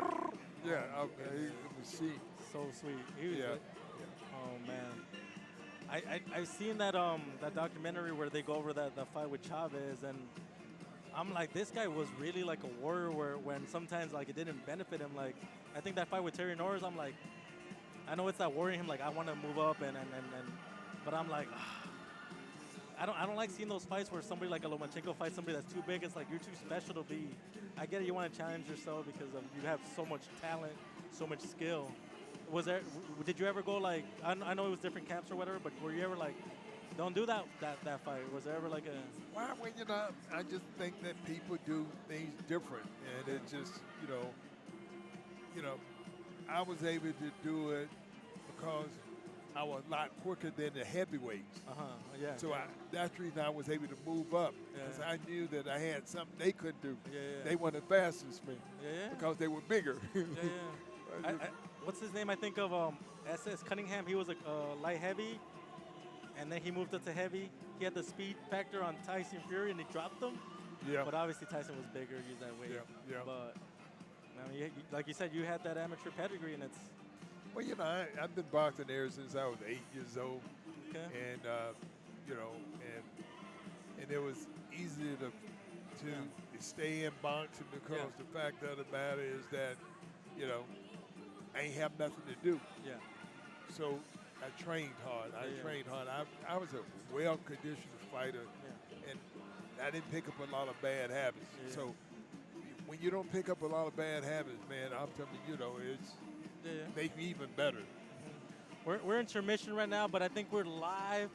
I'd like to welcome everybody here to the Bay, to Daly City. We have a legend in the building, Evander, the real deal, Holyfield. He's gonna call. He blessed us with 1 round. He's gonna call 1 round with us, and then we're gonna let him go back with his family. He's retired. We want to let him enjoy, you know, just being here for his son. But he's giving us a round. We're kind of just, you know, we're asking him a few questions about his legendary career. But you just told us that you shared a birthday with Meldrick Taylor. Did you ever say, yo, that's my birthday? Or did you guys ever celebrate together? Or? Well, you know, Meldrick, he was so competitive. Okay. You know, but he was a small guy. You know, I mean, he was 125. You know, and I was 175. But we raced. I beat him in that. But he gonna find something to beat me. You know, we gonna find something to beat me. He throw more punches than I can. And, you know, he's just a talented fighter. When I think of fighters like you, like Mayweather, like Shane Mosley, you guys have that mental resilience, that mental strength that just kind of puts you like to that elite level. Where does that come from? Well, man, with me, because I was the youngest of 9 in my family and stuff, so, you know, everybody was better than me. And my mama said, you know, you'll find one day that you're better than me. Something. When I got into boxing, they wouldn't get into boxing. That nobody wanted to fight. You know, so that would make me stay into boxing. You feel like this is my thing, this is what I'm good at, and this is, you know. Well, it's a proven point because then nobody never get in. All my brothers could fight when nobody fight. Okay. When nobody step in the ring. And tell me a little bit about your childhood. Where did you grow up with? How was your upbringing? Why boxing? I'm youngest of 9. I'm the youngest of the 9 in my family, and you know, and I chose boxing because the fact of the matter, I ain't have to worry about them getting in and being better than me. Okay. Boxing was the only thing they didn't get in and become better than me. Oh, okay, awesome. And obviously, once you go to the pros, you go to make money. You go to change your lifestyle for your parents, for your family, for the ones that are coming next, your kids. When was that first paycheck that you felt like, oh my God, my life changed? What fight was it? Man, it's my first professional fight. You know, I used to make $8,000 a year working, and 40 hours a week. Ooh. And my first fight in professional, I made $50,000. You were like, yes, sir. This is mine. All right. You know, and I knew I was gonna get better. Yeah. And so you know, at one point in time, I made more money than all the athletes that year. I ended up with a $20 million contract. Yeah. I'm telling you, it was amazing just to know that your boxing, so many people want you that much that you can get paid that kind of money. How does it feel to, you know, obviously you grew up, the name Holyfield is there, but nobody really knows it. And now the name Holyfield, you think of heavy, you think of heavyweight, you think of champion. That's what people know when they hear the name. What is that? How do you feel just knowing that? Well, it means a lot because the fact of the matter is that my mama name was Holyfield, and I got that name. But my mother husband had kids, So they told me I wasn't really a Holyfield, and so I was gonna change my name. I was gonna change my name. Then after I became the heavyweight champion of the world, somebody sent me a thing to show me how to name Holyfield. Said these holy people, they worked in the field, and that's how the name Holyfield. So I said, no, I ain't gonna change it. I ain't gonna change it. I got a good name. It looks like it's a good blessing coming our way. Right. Awesome. And there's a lot of people that say, you know, you made money. Your son does not need money. Why get into a dangerous sport? Why do you feel like he does it? Well, he does it because, you know, I explained to all my kids, you have to find something that you love. I said, my mama loved cooking. She was better than everybody in cooking. I said, so you got to find what you love, not what you like. Okay, awesome. And when did you first realize that Evan wanted to do that? Well, the fact of the matter, Evan and I had 3 of my other kids that boxed, and Evan was the only one that stayed in it. Okay. Everybody else eventually got out of it. Okay. Is there a part of you that, obviously there's a lot of parents that say, or in boxing, like, I don't want my son to do that. But is there a part of you that says, like, yeah, I want my son to be a warrior? No, thing is, I want my son to be the best. I want all my kids to be the very best that they could be.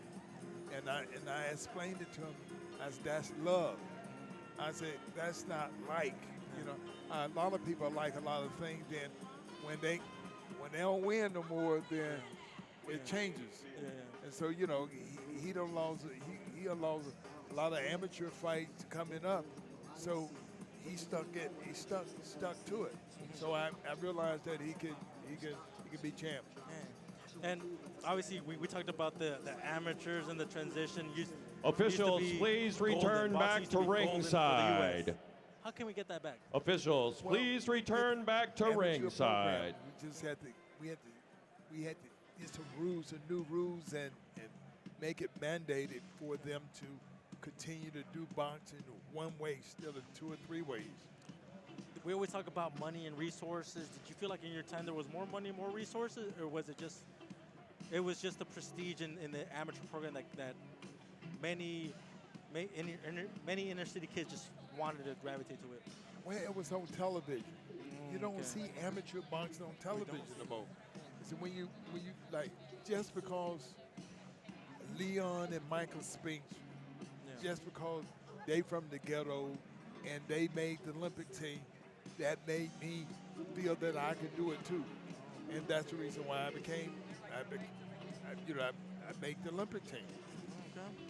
And I'm sure, you know, people have asked you this before, but who was your toughest opponent? Who's maybe the one that kind of pushed you the most?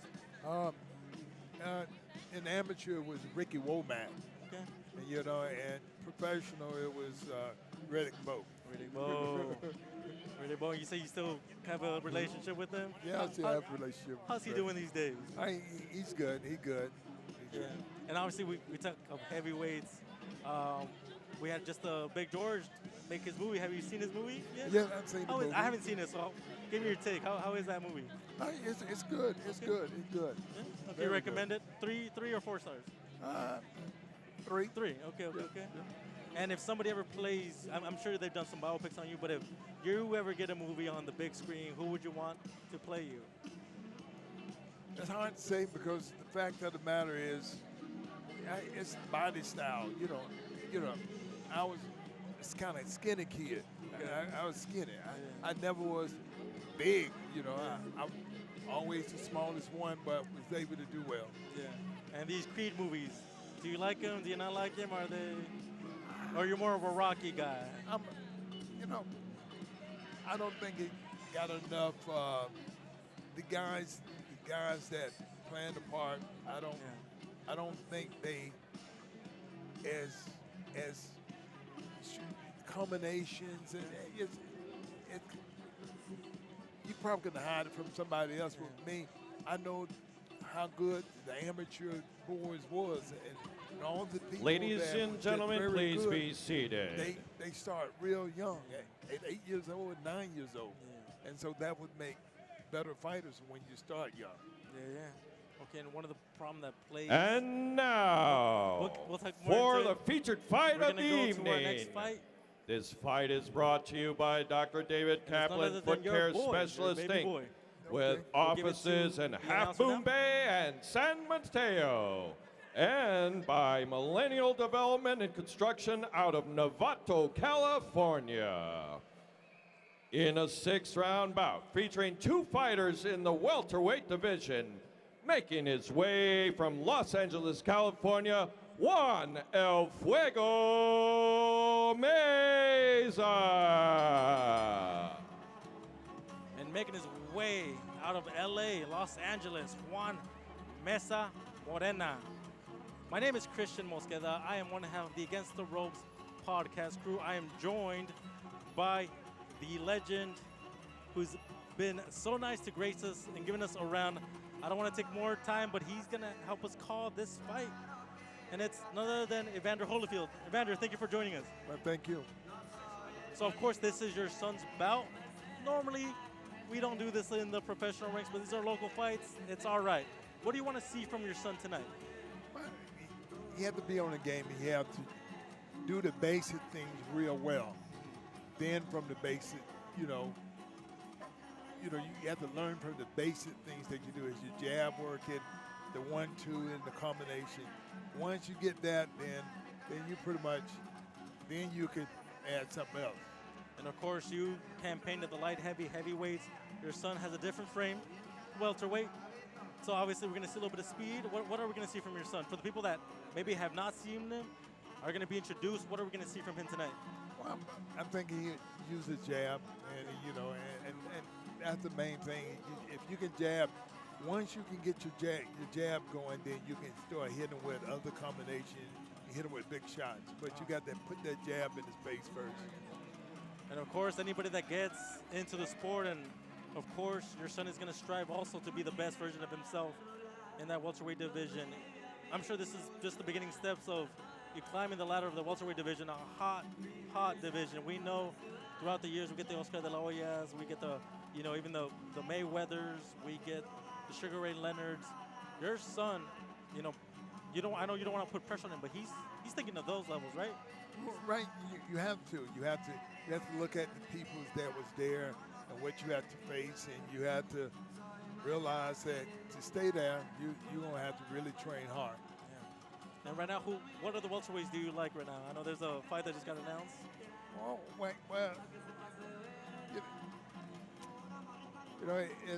it's a few guys that I tell him, I said, look, man, you need to get yourself together. If you're going to face these guys, you have to throw more combinations. Because when you throw more combination, you look more vicious. And, people don't really want to fight people who throw a lot of punches. Yeah. And do you ever tell your son that, like, they're going to call you out just because of that last name? Do you ever think, does he ever think that, or do you ever think that, like, they're going to call him out? Ladies and gentlemen, please keep Not your really. flashes They off only your call you out cameras. if you can't fight. They'll call you out, you can't fight. All right. If you, and making his way to His the ring, opponent your boy. making his way to the ring from Atlanta, Georgia, Yung Holy Holyfield.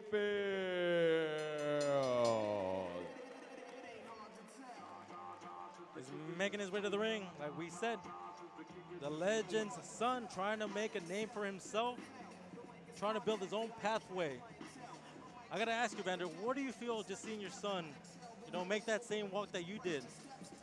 well, I know what he's feeling. My whole thing is that I just want the fight to be over.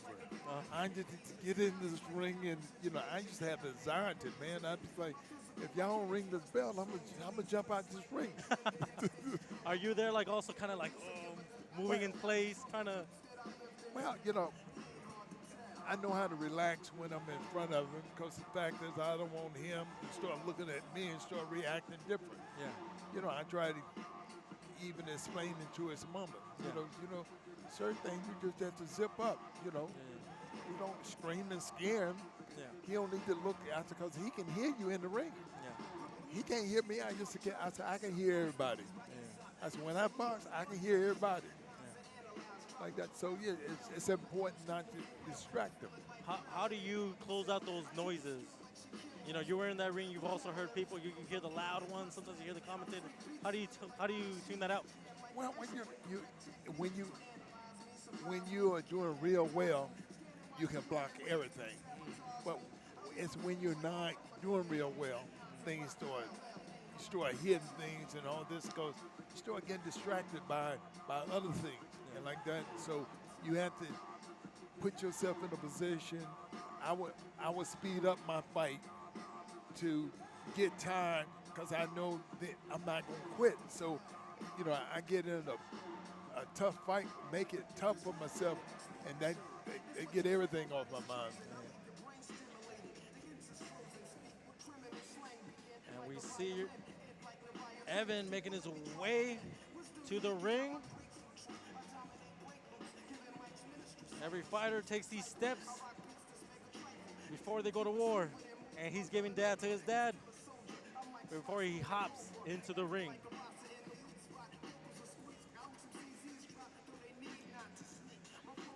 So, Evander, you came from a family of 9. How many in your stable? 11. 11. 11. Oh, you wanted to up your parents, right? Oh, well, hey, you know. You put the championship rounds in. Well, you know, the fact is that, you know, I realized that I did real well, and I was happy, and I just think that when it all comes down to children, you should have a bunch of them because you have a lot more fun. Yeah, when you grow old in your golden age, you want to have a little warm, right? You're gonna have a lot of people come see you. People come see you. Hey, Dad. Hey, champ. Love it.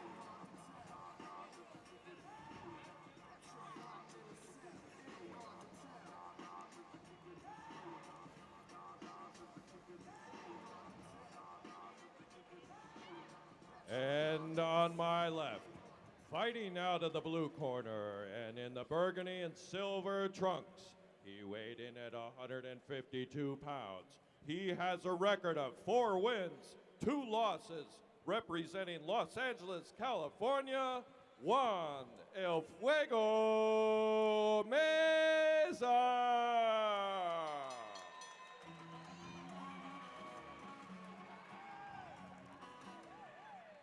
His opponent on my right, fighting out of the red corner and in the purple colored trunks.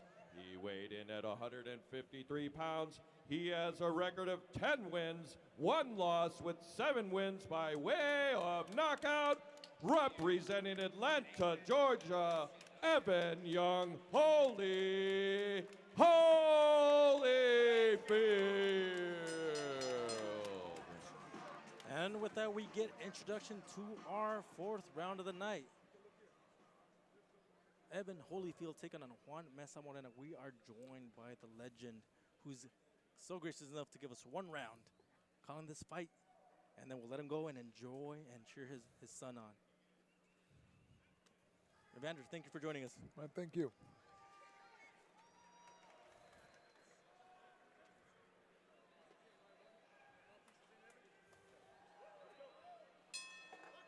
And with that, referee Ed Collantes starts the action. Holyfield in the purple-white trunks. His opponent, Juan Meza, in the burgundy and gray.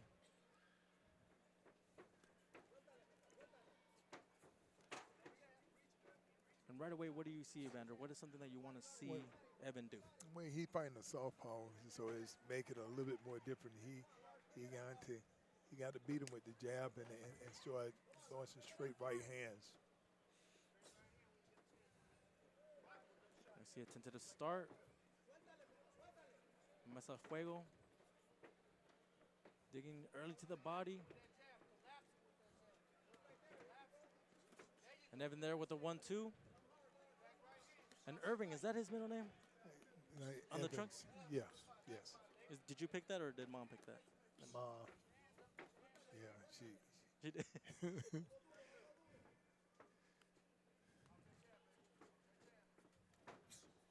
Good 1-2 there by Evan. Very quiet crowd. Everybody's just tuning in to see who lands the first big shot, and Evan there lands a good right. Good body shot there by Holyfield. Fuego digs a little bit to the body. Not major damage. Good left and good left to the body. Good right to the body by Holyfield.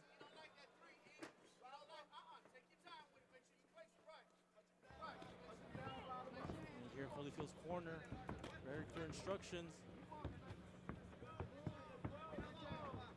Shot there by Meza. The hook upstairs by Holyfield.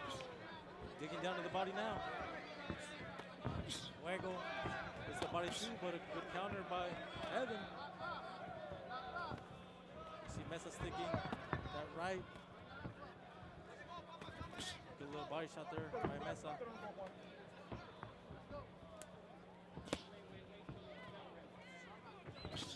Welterweight division, the talent-filled division. And you know that Holyfield was thinking of those names early right now in his career, but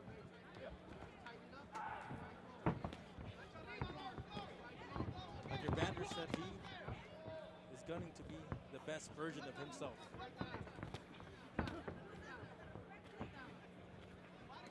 Good body shot there by Meza. Left hook, but it's blocked by Evan, and then he digs with the left to the body. Good uppercut by Evan. Oh, good 1-2 there by Evan. Good right. The crowd is coming alive with that flurry by Evan Holyfield. All right, Evander, I said I didn't want to take too much time. Thank you for joining us. Thank you. Champ, enjoy the fight. That right there. Thank you.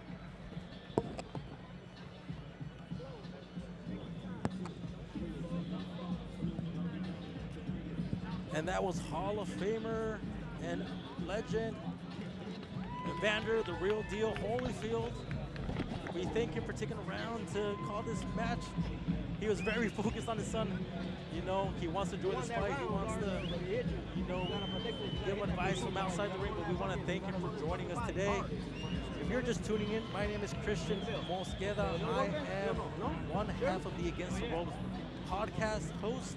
I am switching my duties for a commentator today. Thank you guys for joining us on a special night here in Daly City, San Francisco. Let's go, seconds out. As we have a special night, the Sons of Legends trying to make a path for themselves. Right now we have Evan Holyfield in a welterweight clash against Juan Meza. And we saw it as he was going up the steps. Evan gives a little dad to his dad, of course. You know, the apple doesn't fall far from the tree. Evander was telling us he has 11 kids, and Evan is the one that's stuck with boxing the most, and now we see him here in action. Evan Holyfield in the purple and white trunks. Meza in the burgundy and gray trim. Good body shot there by Holyfield. Another body shot there by Evan. Meza responds with one of his own in the solar plexus. A little scrap here now.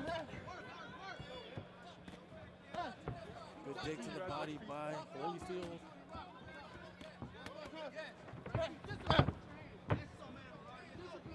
Good left hook by Meza. Holyfield digs too, but the referee tells him to keep it up, and good exchange there by both men. Both connect with that 1-2.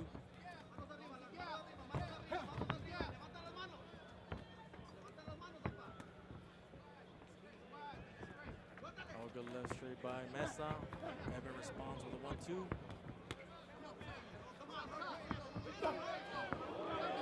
Good left there by Holyfield.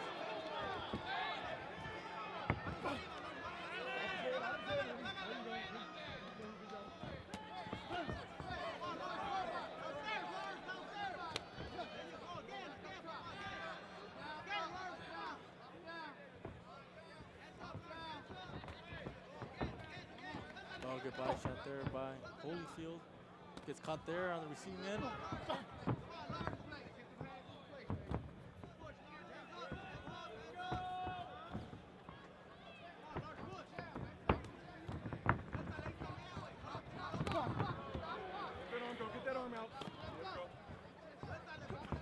1-2 there by Fuego. Left by Holyfield. This is there with that hook. Good body shot there by Meza. Oh, good 1-2 there by Fuego.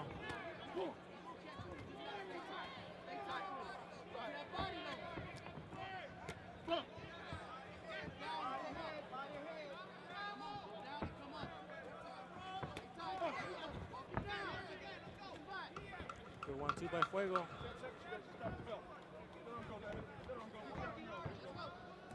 Good body shot there by Meza. Pushing Evan Holyfield back. A very close round there between both men. This is the 4th round of the night. Evan Holyfield taking on Juan Meza Moreno. Very tight round, both men having their moments. Evan Holyfield with his dad in attendance, wanting to rack out another win. Juan Meza is being game, landing good body shots there. Holyfield landing better headshots in that first round. Put some power on some of those shots. You're fucking landing shots, but put some power on some. Thank you guys for joining us in this amazing night of boxing. All right, let's go. Second down. Let's go. Back to the Bay.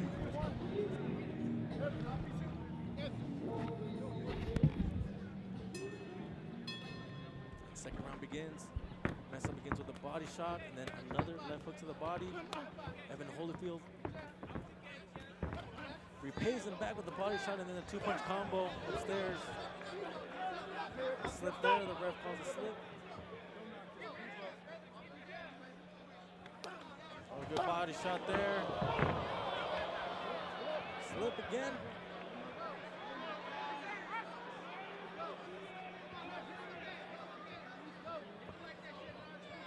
The ref restarts action. Meza going back to that jab. So southpaw gets countered there by Evan Holyfield. Good hook inside. Oh, good shot upstairs by Evan Holyfield, and Meza's corner was urging him to have his hands up. Hands are a little low at this moment. Good shot upstairs by Evan Holyfield.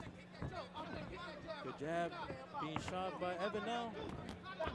That 1-2 barely misses. You almost feel like Evan sees that his opponent has his hands a little low. Let's see if he can capitalize. Good 1-2 by Meza. Another good 2 by Meza, good body shot. And an even better 1-2 by Evan Holyfield. This fight is starting to come alive.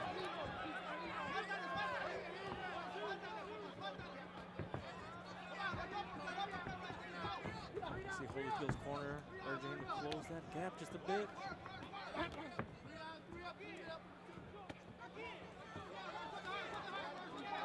And a grazing hook misses for Evan. Good body shot there by Holyfield. Meza responds with the left. 1-2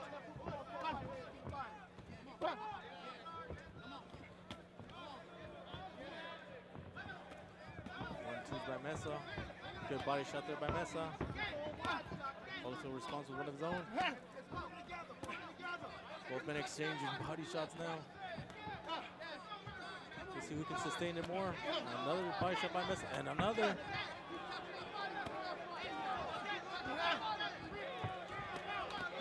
Oh, good shot upstairs by Holyfield, and he digs to the body. And another shot to the body. Evan having more success now.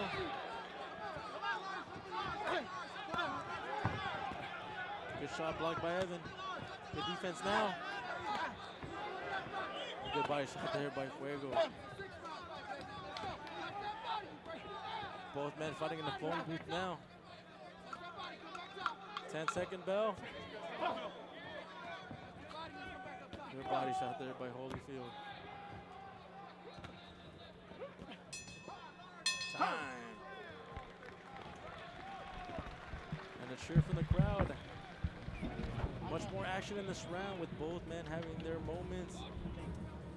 Evan Holyfield digging to the body. But Fuego having his moments too, digging himself. Don't spit, don't spit. Spit my bucket. Fourth round. You got this shit, Lars. You're doing great. Thank you guys for joining us this Saturday night here in the Bay, here in Daly City, San Francisco area. My name is Christian Mosqueda. I am one half of the Against the Ropes podcast. Check us out on YouTube. We talk about boxing every week.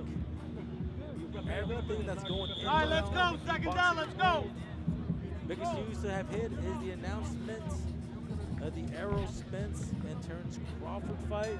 Drop your comments of who do you think is going to win that fight.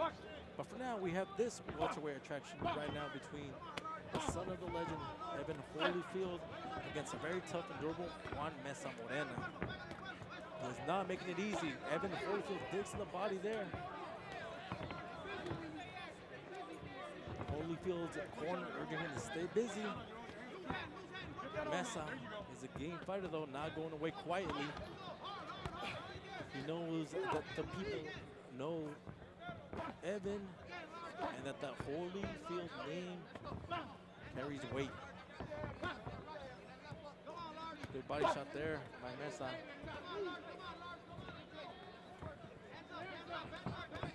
Body shot covered by the elbow of Holyfield. Misses there with no overhand right. Good body shots there by Meza.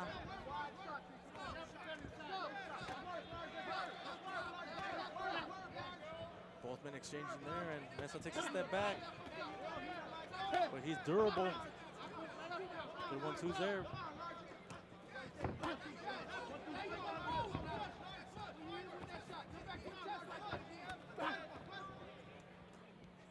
Good left upstairs by Fuego. Misses there with the right.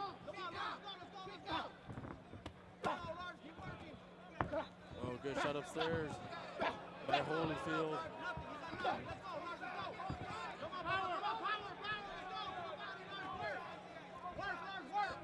Oh, good body shot there by Meza.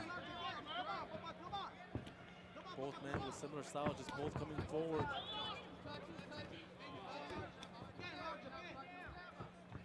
Evan trying to take a half step back, trying to get distance going. A good body shot there to the solar plexus. This is there with the hook. Oh, good left there by Fuego.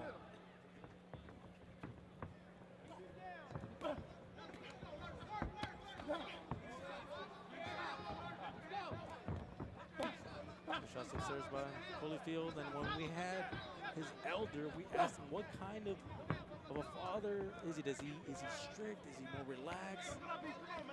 Evander was saying that he doesn't like to put too much pressure on his son. He'll get strict here and there, but for the most part, you know, he's a relaxed father there. He just likes to see his son do his own thing. To the left upstairs by Evan. Oh, it looks like Evan found something. Good body shot there. A good 2 shots upstairs. Much better round for Evan Holyfield. Meza, game fighter though. Thank you guys for joining us. This is the 4th fight out of 6. Still ahead, we have Andy El Tiburon Vences taking on Leonardo Alcala. We have the son of another legend, the son of another Hall of Famer, Fernando Vargas Jr. taking on Andre Byrd, still in the main event. Thank you guys for joining us. This is Westside Boxing here in Daly City, San Francisco. Boxing is coming back. As I was saying, this area is known for mixed martial arts, and we did have a former mixed martial artist named Macalolooy who walked away with a decision, very contested, very close.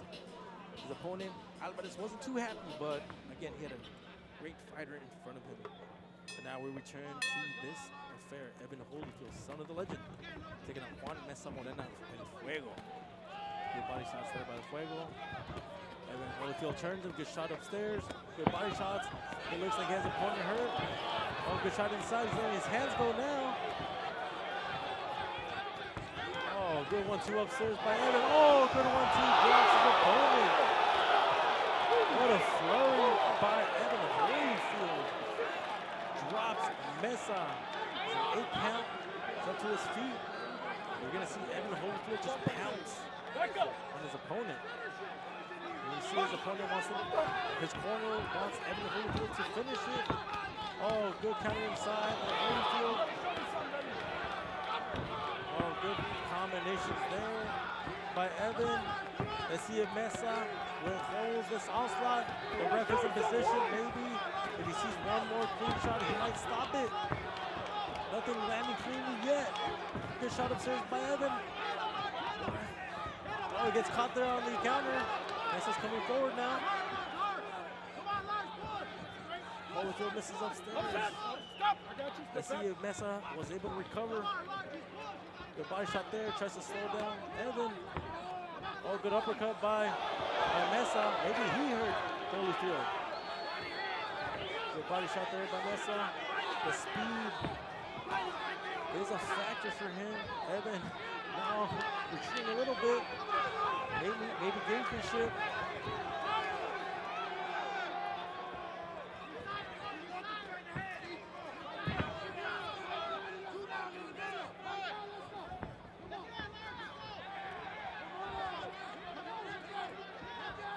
Shots there by Meza.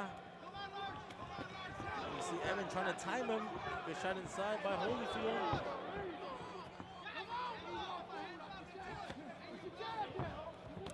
Good 1-2, but misses there by Holyfield. Almost feels like he's loading up for a right. Body shot there, misses for Evan. And lands for Meza. Speed factor is apparent. But Meza is using his timing.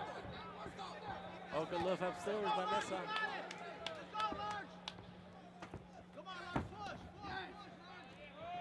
It appears that Meza has weathered the storm, but Evan Holyfield can change it with one punch. Good shot downstairs for Holyfield. Good jab there for Meza. 10 seconds left. Meza's going to survive this round. Good counter there by Evan Holyfield.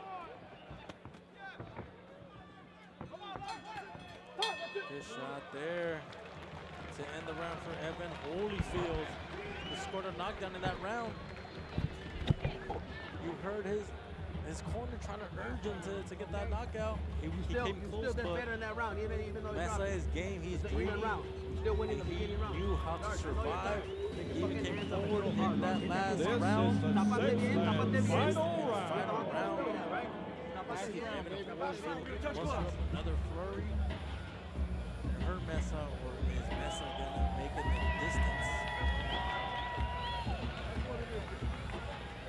Dude, he has about 30 seconds in him. Just trying to Guys, throw for power joining shots. us. Keep your hands up. This is Keep your hands up. Westside Boxing Promotions. I'm Christian Mosqueda, commentator for the season. All right, let's go. Second down. Let's go. Let's roll. Let's get out, sir.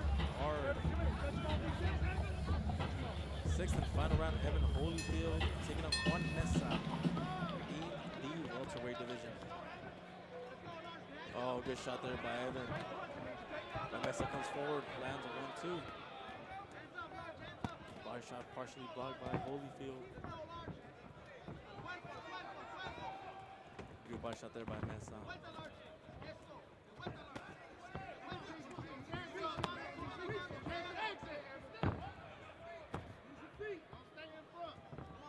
Good hook upstairs by Meza. Not a whole lot of power behind it.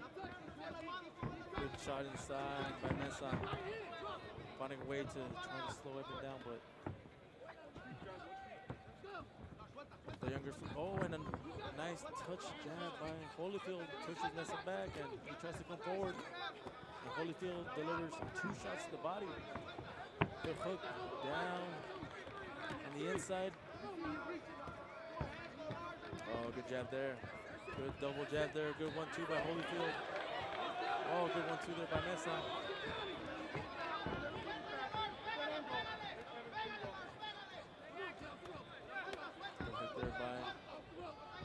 Evan Urban Holyfield.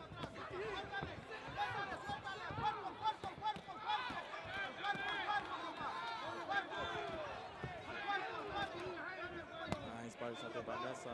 He's been game all night. He was knocked down early in this fight, but he got up, beat that 8 count. Oh, good counter there by Holyfield. And you hear it. Holyfield's corner wants him to get off the ropes. You see Meza coming forward, being game. Hands low.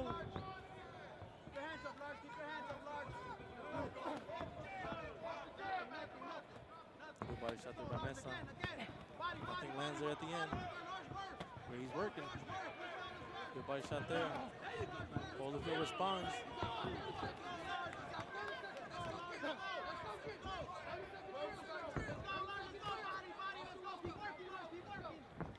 Seconds left in this bout. We'll see what Holyfield has. Good hook upstairs by Evan. This is there to the body. Takes a step back. Oh, good double jab there. Good body shot there by Meza. 10-second bell.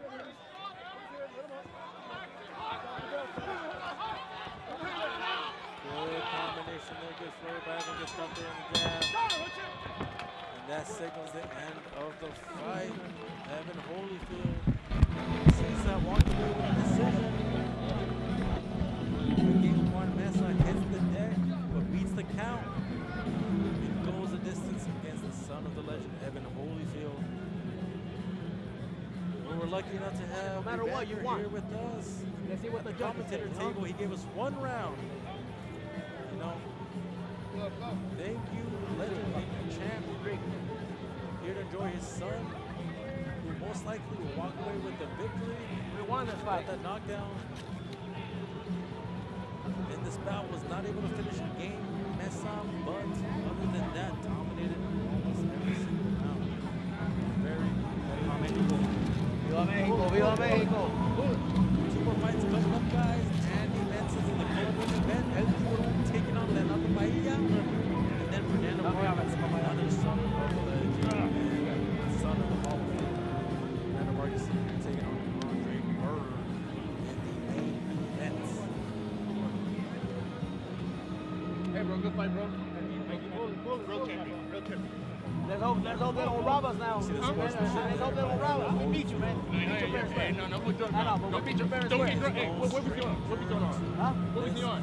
What was the arm? Yeah, the floor. The floor. That's we beat you every round, though. We beat you every round. One of the greatest to ever do it. He fell too. Yeah, we beat you every round. Every round we beat you. No, it's all good. No, it's all good. It's all good. It's all good. Yeah, you dropped them. You dropped them. But we beat you every round, though. All right. We already know.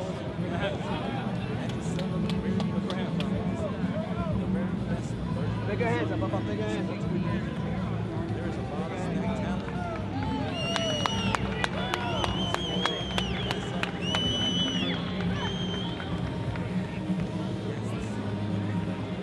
All right, come on out to the center. Hard work, man. 3 judges. 57, 56.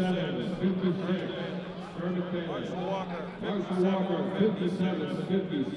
Dan Snell, 57, 56. For a unanimous decision, Evan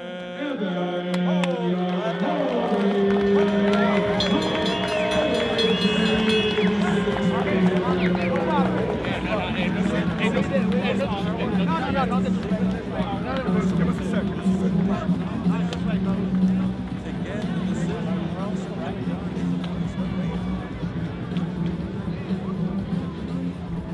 Great night of boxing, guys. Thank you guys for joining us here in Daly City, San Francisco area. My name is Christian Mosqueda. I am one half of the Against the Ropes podcast crew. Thank you guys for joining us. 2 more fights to go. 2 more fights to go here in the Bay Area. Boxing is back. Great night of action. Thank you guys for joining us, whether you guys are here in attendance or joining us via the stream. Great fights. Still 2 to come. Andy El Tiburon Vences taking on Leonardo Alcala. Fernando Vargas Jr. taking on Andre Byrd. Still to come. Once again, guys, thank you guys for being a part of this telecast. Follow us on Against the Ropes Boxing Podcast on YouTube. We have a podcast. I don't think you're making many friends in the crowd tonight. Everything that comes on the boxing. I'm not happy anyway Fights I coming go. up. And Fight the results, reality is, you're controversies worth outside more the than ring. they're fucking taking. Anything you guys can think of, we'll be talking about. Again, great to be here in the Bay, San Francisco area. I'm from LA, the Los Angeles metropolitan area. So it's very nice to be out here. Great crowd, great environment.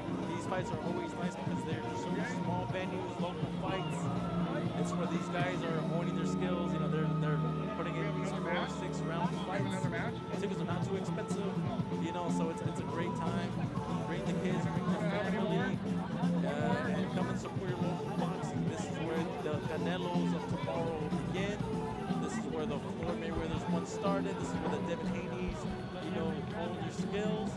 So one day, some of these guys might be on the big time. So you want to say you were there, that you were here to support, that you got to see them either in San Francisco or wherever they fought locally. So once again, guys, thank you guys for joining us. My name is Christian, and yeah, thank you guys for your continued support. 2 more fights coming up. Andy Vences El Tiburon taking on Leonardo Alcala, Fernando Vargas Jr., son of the legend taking on Andre Byrd.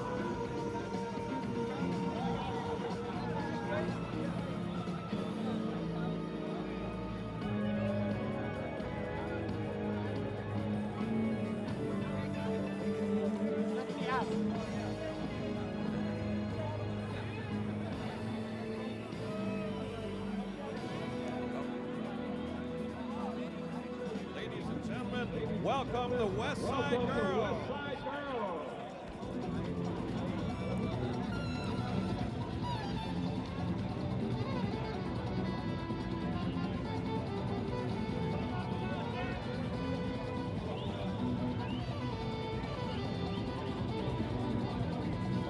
And in the ring now we have our Westside Girls. Round of applause for the ladies that are working hard, keeping us up to date on the rounds. I will go up there by my Reagan, dancing. can you join us in the ring, please? Patrick Reagan.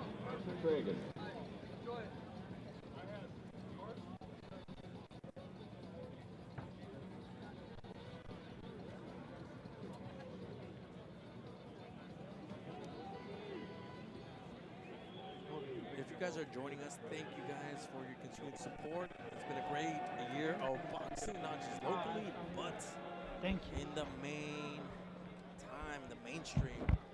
And right now we have a special guest of honor, none other than James Lights Out Tony, the great James Lights Out Tony. And I was able to catch up with James. Ladies and gentlemen, And he was telling me, we have some very He's not as special treat for you guys tonight. But right now we'll take it. Tonight, Our announcer. we have a special ceremony for the first round of inductees for the WBC Legends of the Boxing Hall of Fame in San Francisco, California.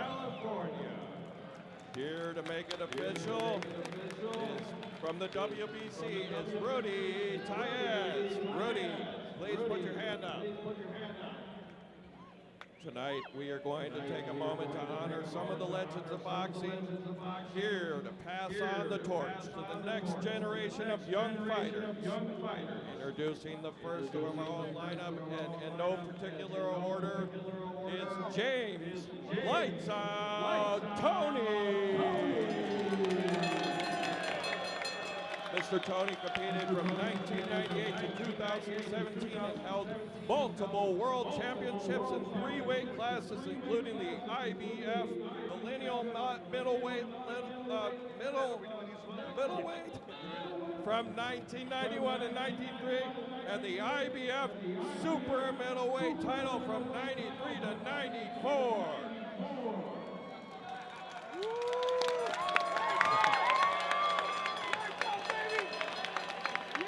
Our second inductee of the evening is Michael, second to none. He competed from 84 to 2002 and has 2 weight world champions, having held the IBF middleweight title from 1988 to 1991 and the WBA super middleweight title from 92 to 94. During both these reigns, he also held the lineal championship. None was an Iowa 3 gloves title, posting an amateur record of 168 and 8 at the 1984 Olympic trial.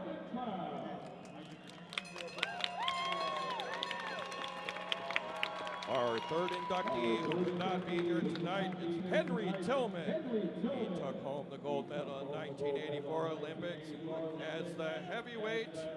Unfortunately, Henry could not be here tonight to join us as he is preparing his boxer Charles Martin for a headliner event next weekend. And on to our fourth inductee of the night, Fernando El Tiburon.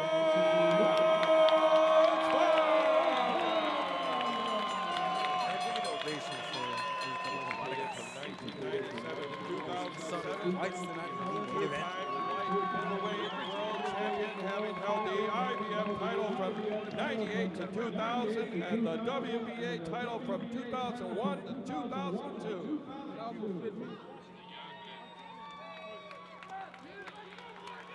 Ladies and gentlemen, we also have been blessed to have another great legendary fighter in our audience tonight.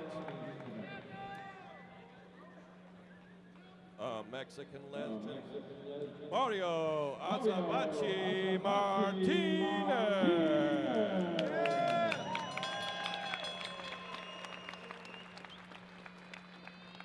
Are you here in the crowd tonight, sir? Please bring him in the ring. And last but not least, a man who needs no introduction.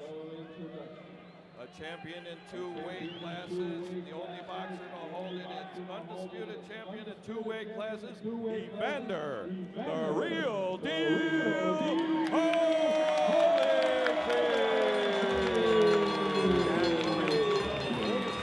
getting recognized along with his stablemates.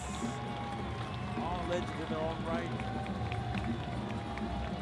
All warriors in and outside of the ring.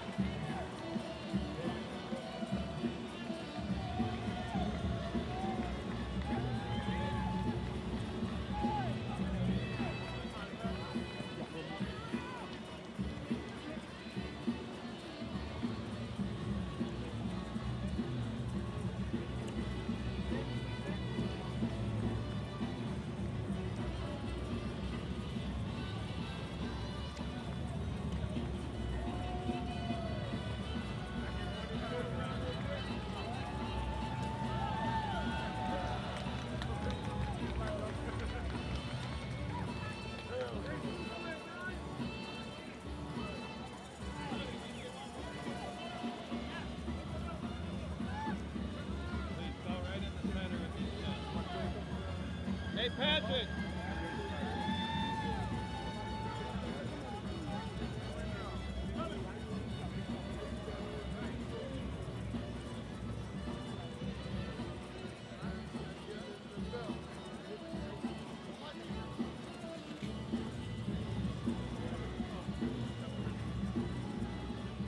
And with that, we honor these champions. James Lights Out Tony, who had a very, and it still has a very colorful personality. We got Fernando El Feroz Vargas, who fought such legends like Oscar de la Hoya, Shane Mosley, Let's round it. You know, Let's he round it fought up. guys like Ricardo Mayorga and the legendary Tito Trinidad. And of course, the real deal, Evander Holyfield, who was nice enough to join us on the commentary table for a round. Thank you, big guy. Of course, we know Evander for his fights against Iron Mike Tyson. Evander Holyfield also competed in the Olympics, winning gold medals in his youth in the light heavyweight divisions before going pro, winning championship belts in the light heavyweight division, moving up to heavyweights to win the championship there as well. And Mr. Tony has been 6 divisions, 18-time world champion.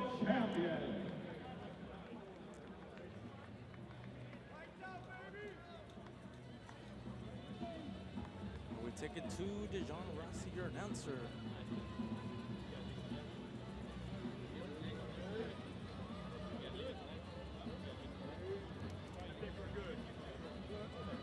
Thank you, gentlemen, for coming in the ring, and thank you very, very much for always giving us a great show. Give it up, crowd. Again, we thank these legends for joining us. Evander, the real deal, Holyfield, Fernando, Vargas, James Lights Out, Tony, amongst many other champions.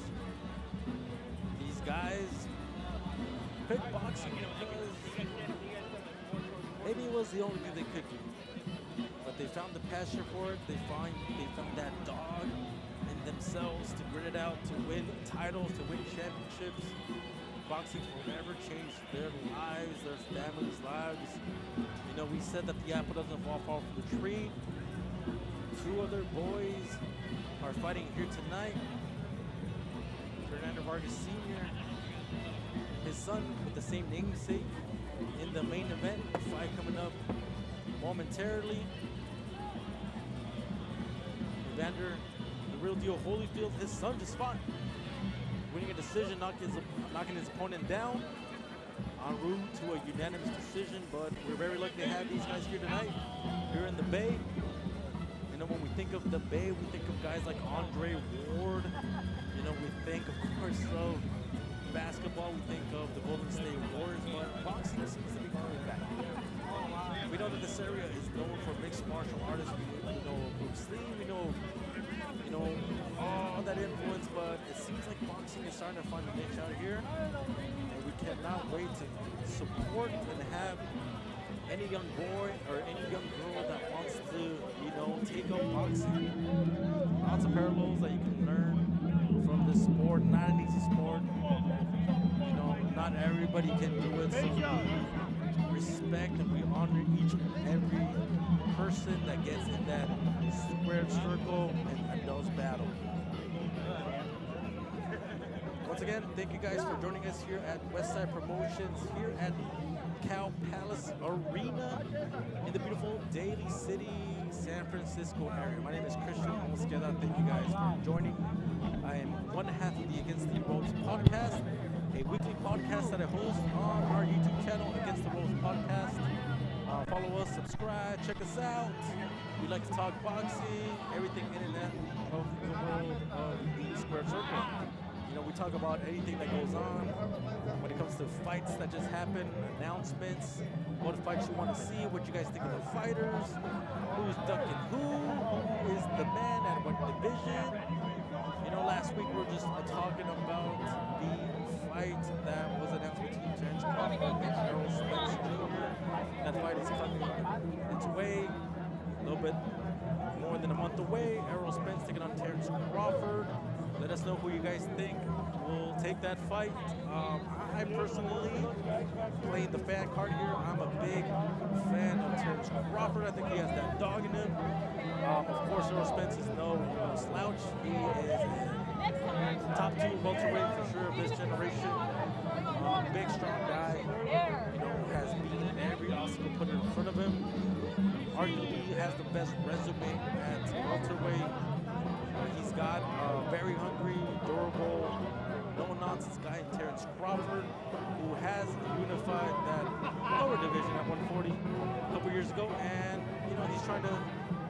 same in that welterweight division. You know, of course, people have their thoughts on who's going to win, whether it's Errol, whether it's Terrence. I'm just happy that this fight is finally here. I was one of those guys that said, I'm not too interested if this fight doesn't happen, you know, 2 years ago. Of course, we know, you know, what that feeling feels like when there's a fight that we are just urging for, that we're salivating for, you know, and we know what happens when they take too long to get the fight. We lose a little bit of interest in that fight, but this fight is coming a little bit late, but these guys are still in their prime, so you know what? I'm one of those guys that doesn't believe it until these guys are in round 4, but you know, with Bryan and Tank fighting, with Benavidez and Plant fighting, these guys are finally fighting each other, so I'm very, very happy and very optimistic that this fight will also, you know, come in July. So, Terrence Crawford versus Errol Spence Jr., let us guys know who you guys think is going to win. Right now, the odds are favoring Terrence Crawford, but very slightly. Errol Spence, again, like I mentioned, does have the better resume, but he was in that car accident. He's had maybe the closest fights coming out of the last couple fights, but he's still the bigger, stronger fighter in that welterweight. He's a full-fledged welterweight. Maybe a little bit too big for that division. He's probably closer to 154, but he's still the king at that division. Terrence Crawford undefeated, just like Errol Spence. He's unified at 140. He's grown into this 147-pound division.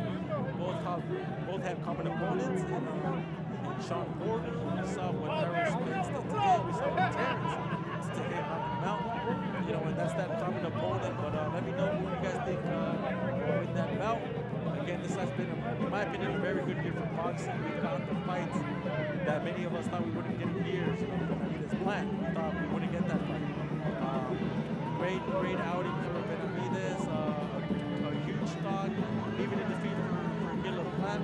Showed that he is gritty, that he's not afraid to take those risks. You know, and that's the same thing that we want to see from David Benavidez moving forward. He has been calling on Canelo Alvarez, but obviously time will tell.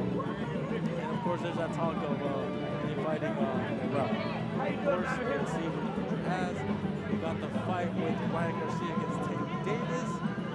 I'm one of those guys that wasn't too happy with the rehydration crowd that Tank did with the opponent. I got to give credit to Ryan for making that fight. Tank is a little bit older at 29. Ryan was 24. That fight got made with some clauses. It left me a little bit of a bad taste in my mouth. But nonetheless, we got that fight. Ryan going down by way of body shot. You gotta give the king props for taking that fight at 24 years of age. Lots of drama going on in that camp right now, with Ryan obviously switching coaches. To switch promoters. We'll see what happens. There's a lawsuit in place.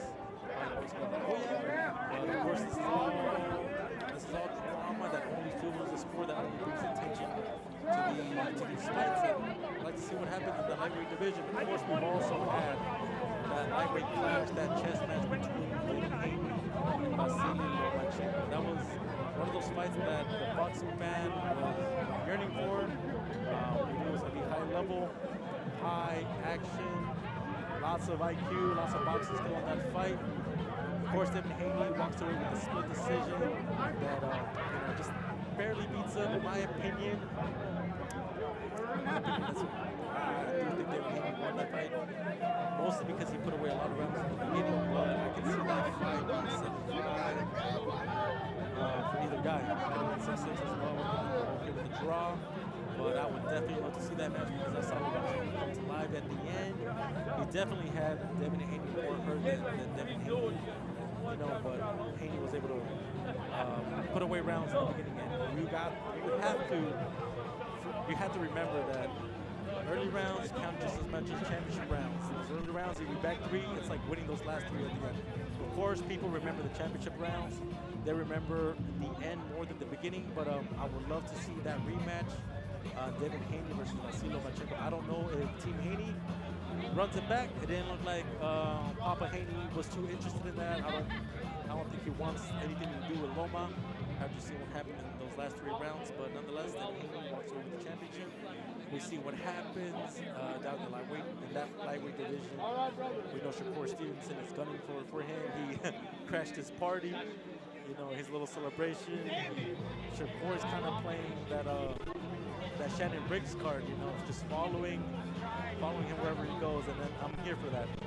Of course, I want to see those fights. I want to see the best fight the best. Ladies and gentlemen, please return to your seats. North of that, at 140, that also has a bunch of good names.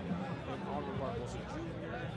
You know, we have Josh Taylor that suffered that shocking, in my opinion, shocking defeat to Teofimo Lopez. Many people had Teofimo Lopez maybe possibly losing that fight because of his emotions. He's, you know, wears his heart on his sleeve. He kind of tells you his life story. Something that not many fighters do. Some of the personal problems that he has encountered, but very surprising and very deserving in a sense. He did beat Josh Taylor, so now he is that champion of that division. So we saw that Josh Taylor asked him, you know, the ball's in your corner, Teofimo, if you want to give me that rematch, you know, I'm here for it. We're not sure what Teofimo will do next. A lot of people think he's going to challenge a lot of those top fives, like Jose Ramirez. You know, we heard that Ryan Garcia slid into his DM. He wants to make that fight, but Teofimo Lopez is in the driver's seat. He is good for television. He's an entertainer. He did retire, but, you know, what does that mean in today's age? You know, fighters retire, you know, they go off promotion. We see them return maybe a year and a half, but we'll see what happens. He's good for television. He's a champion. He's in the driver's seat. He's asking for the money that he deserves, and we'll see if they show him the bag. But again, it's a very great year for boxing. We started off hot, you know, early on in May. Of course, we know who fights in May. Canelo, the face of boxing, is gonna come back in September. We're hearing that he might face one of the Charlos, so we'll see if that fight does get signed. He has apparently, you know, signed a deal with PBC for 3 fights. Of course, we know who's in that PBC stable. So we'll see if Canelo does go over, fights the Charlos, fights the Benavides, and gives the fans, gives fight fans the fights they want to see. Of course, we do know that he is a proud champion. He's a proud warrior. He does have that loss to Dimitri Bivol. Ladies and gentlemen, and now, main event fight is brought to you by the International Brotherhood of Electrical Workers, Local Union 617, energizing San Mateo County since 1908.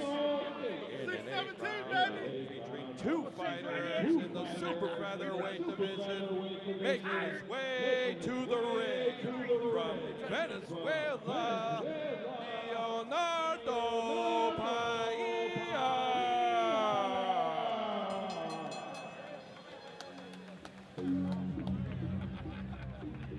And with that, we move on to the 5th fight of the night. Leonardo Paella making his way now to the ring.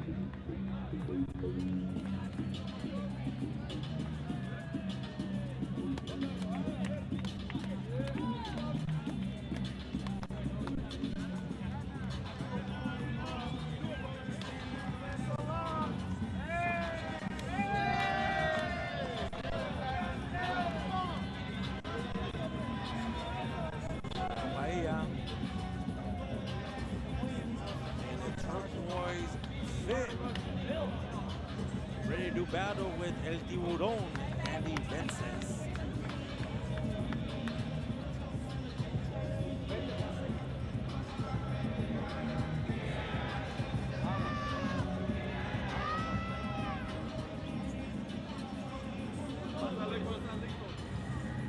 Once again, guys, thank you guys for joining us. Westside Promotions at Cal Palace Arena in Daly City.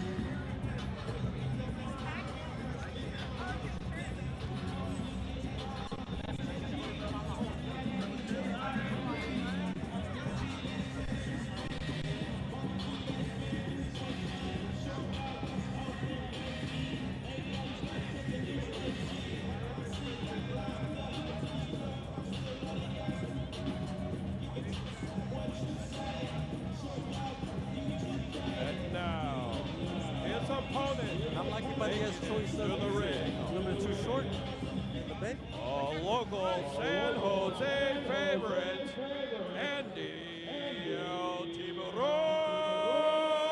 Vences.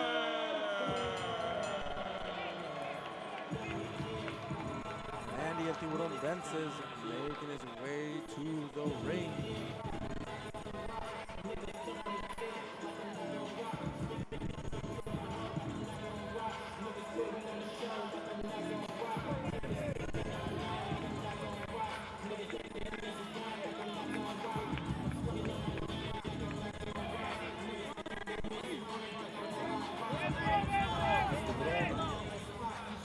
Veteran. He's called out guys like Ryan Garcia in the past. He's no fear when it comes to the top lightweight and super lightweights.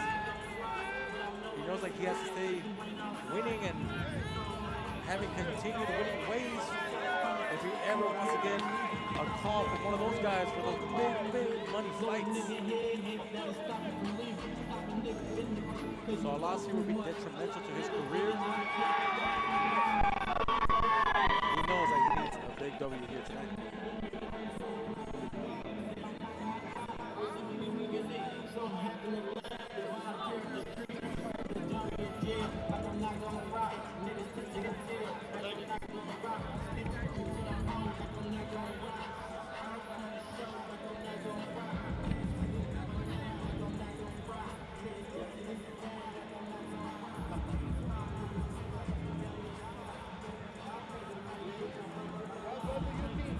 For the 2 men in the ring, we give it to Dejan Razi for the official. And now, on my left, fighting out of the blue corner and in the green colored trunks, weighed in at 130 pounds. He has a record of 21 wins, 5 losses, and no draws, with 15 wins by way of knockout, representing Petare, Venezuela, Leonardo Alcala.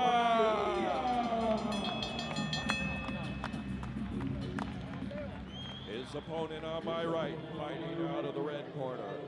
And in the white and silver trim trunks, he's weighing in at 131 pounds. He has a record of 23 wins, 4 losses, 2 draws, with 12 wins by way of knockout, representing San Jose, California, Andy El Tiburon Vences.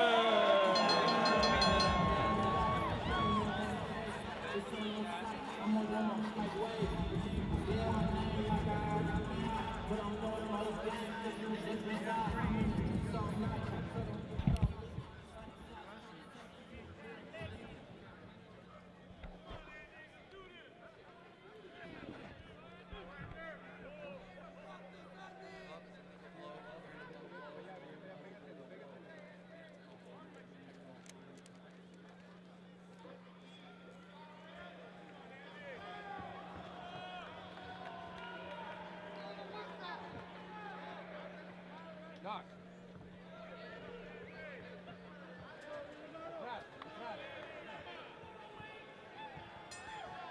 And with that, we get action underway.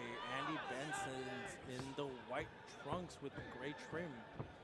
Leonardo Paella, the Venezuelan, in the turquoise and orange trunks.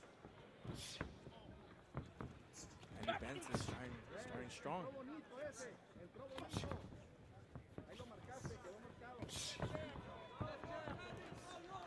Shots upstairs. Oh, good shot upstairs by Venezuela. Okay, stop.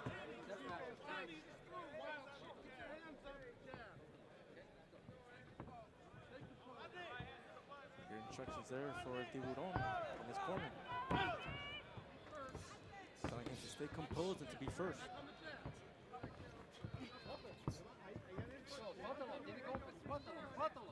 Stop.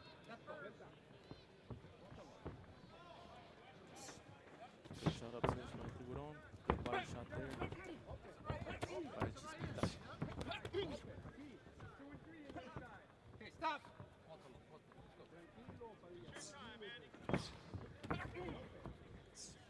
shot there grazes El Tiburon. You see him trying to establish that jab now. Little feint there by Chespita. Hey, watch it. Okay, sube el golpe. Cabeza, Shots cuidado. there by Leonardo.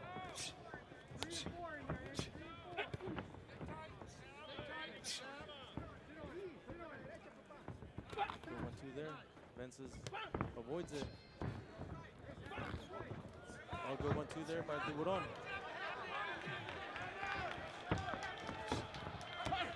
Good shot upstairs there. Stop. Step back.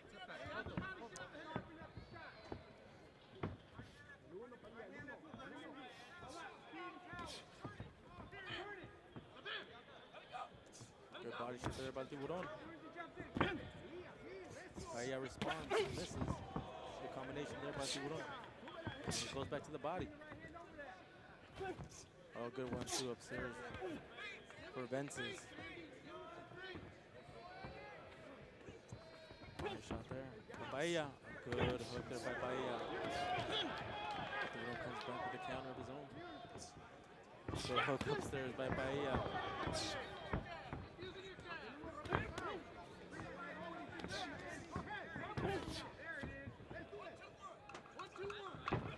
Good body shot there, 10 seconds left. Stop. Step back.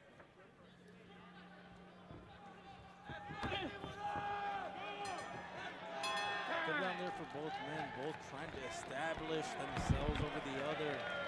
Bit of a stalemate there with both men having their moments. Vences missed a big right there that would have hurt Bahia if it lands. We won this round, man. We won this Bahia round, okay? I don't want to rubber in this fight, Not okay? taking a seat. Bit of a gamesmanship there, trying to show that, I'm not tired. Okay, vamos. You hear a very vocal Vences corner there, trying to tell him to be first.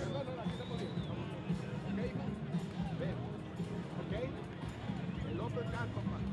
Okay, el uppercut. Okay? We won this round. Cuando haces rasitas, se manda el tipo.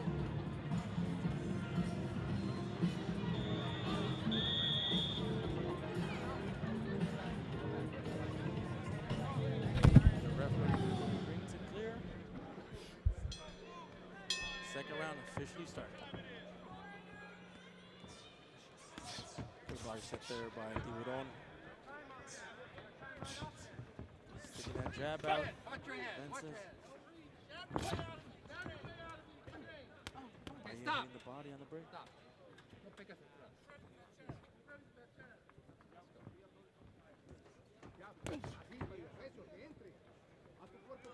Oh, good jab there by Bahia.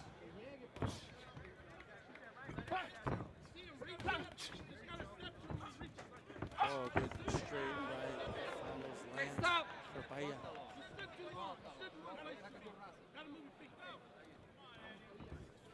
Good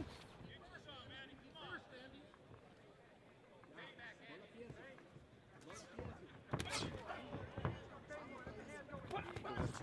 It doesn't last for Bahia. Stop.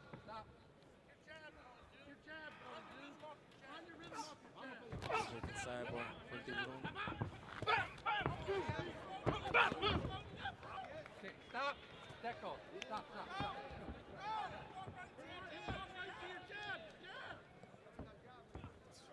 Good shot upstairs for Tiburon. Let's go. Okay, stop.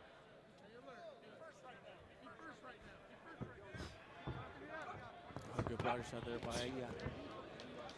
The man from Venezuela trying to will himself to a win tonight. He knows the hardships that are involved in his country, home of Venezuela. Okay, stop. A lot of economic turmoil going on there right now.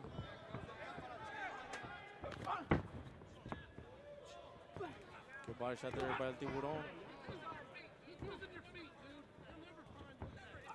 Oh, good 1-2 there by Bahia. El Venezolano having his moments here.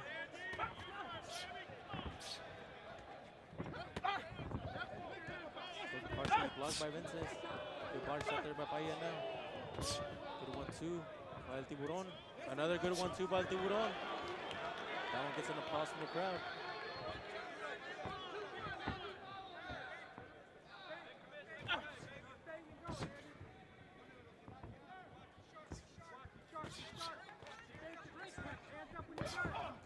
Body shot there by Vences. Bahia holds on to him. The ref is gonna warn Bahia.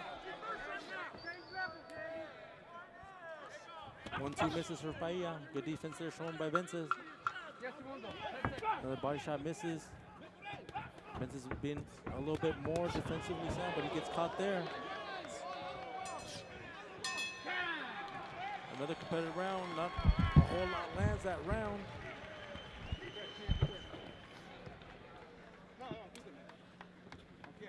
Both men trying to get back into winning ways. Okay, Padilla. Okay. Excelente. The Venezuelan lost his last outing by way of We won these knockout 2 rounds, okay? to Mirko Pero Cueva tenemos que back presionar in más para que no. 2022. I don't want a robber in this fight, okay?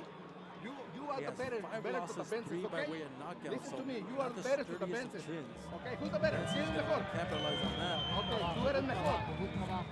Vences, on the other hand, has 4 losses, but he's got a sturdier chin. The 32-year-old has not been knocked out. You bet the best. And they do. So if he exchanges, maybe it will favor El Tiburon. El Tiburon is trying to get back into winning ways. His last win came 2019. That 3rd round commences. Tiburon tries to establish that jab again. Goes to the body. Misses there with that 1-2. Good little jab there by the Venezuelan. Oh, good 1-2 by the Venezuelan.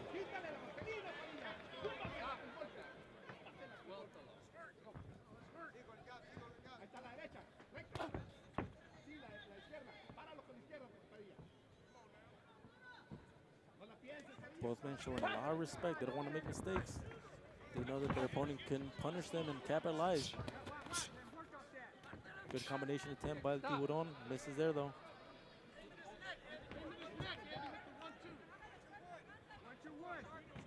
The Venezuelan in the blue trunks. Tiburon Vences in the white gray trunks. Good combination there by El Tiburon. Good little jab there by the Venezuelan. Employing a sort of shoulder roll, reminiscent of Mayweather. Of course, there's only one Mayweather. But that defensive shell will help the Venezuelan on the defensive end. Good body shot there by him. Overhand right misses. Uppercut misses, but that left to the body lands on Vences. Vences retaliates with a body shot of his own. He lets the ref know that that was a low shot. And they're both digging to the body now.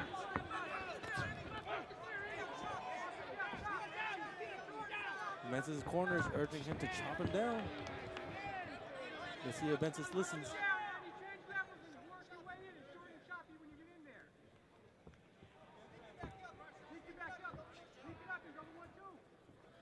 Both men very tentative, but with moments of scrappiness.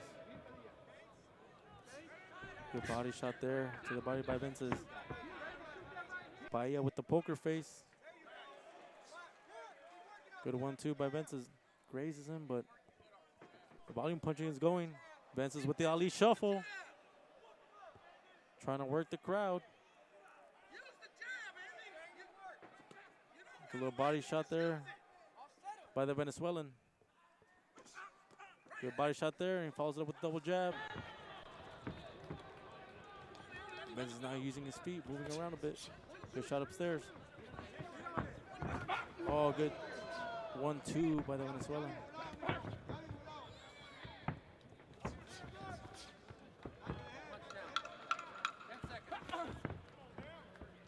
Oh, good shot upstairs by El Tiburon, lands on the money.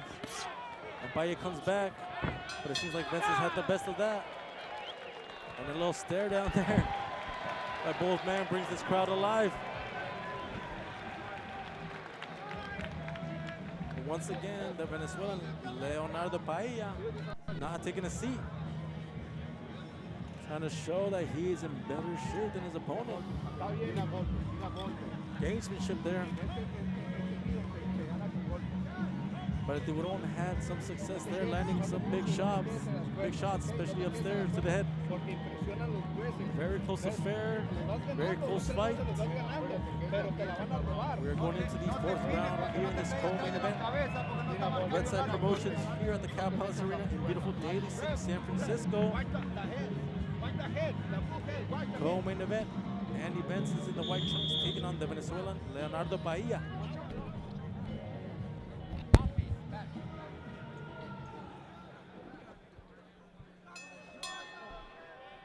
It's a very tight affair between El Tiburon Vences. Both studying each other.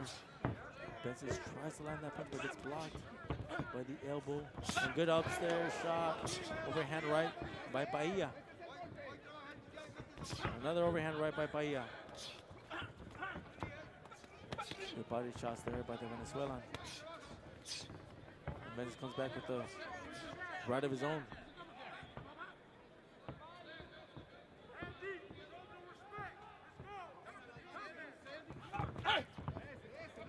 Body shots there and then clash a little bit of head. So the ref caught that. And ref Michael Morgado breaks him up. A bit of a slip there for Paella. The crowd urging Vences to let his hands go.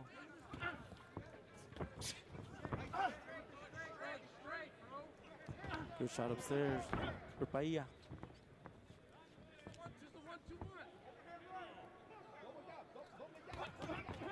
Both men trying to get back into winning ways. Who wants it more?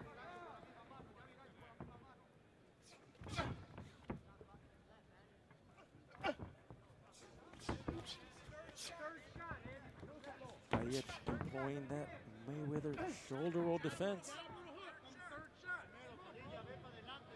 Oh, good shot upstairs by Paella, but he gets countered by Tiburon. Oh, good 1-2 there by Paella. Catches El Tiburon flush in the face, and now he's coming forward. A little bit reminiscent of that Macalolooy and that Cuban fight that we saw earlier.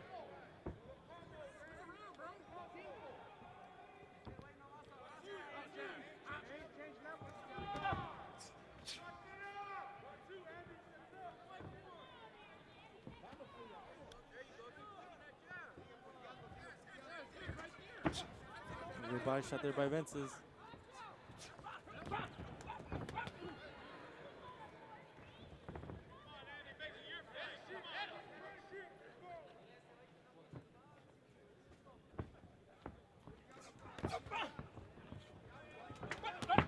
Good body shots there by Paella, but Vences blocks him with his elbows.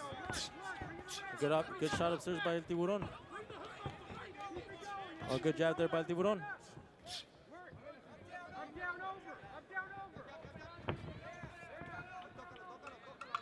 10 seconds left. El Tiburon stalking his opponent.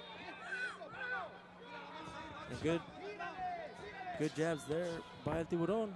Starting to get a little rhythm going.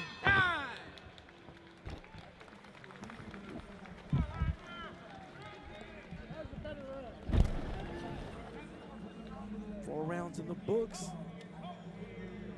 Leonardo, the Venezuelan Paella, still on his feet. Gamesmanship going on, trying to show his opponent that he is not tired. 5th round, coming right up of a scheduled 8 rounds. Andy El Tiburon Vences against again Leonardo Paella.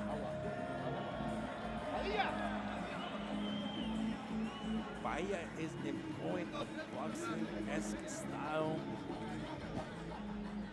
He's got the shoulder roll that he probably learned from Mayweather. Watching lots of YouTube videos of Floyd, of course.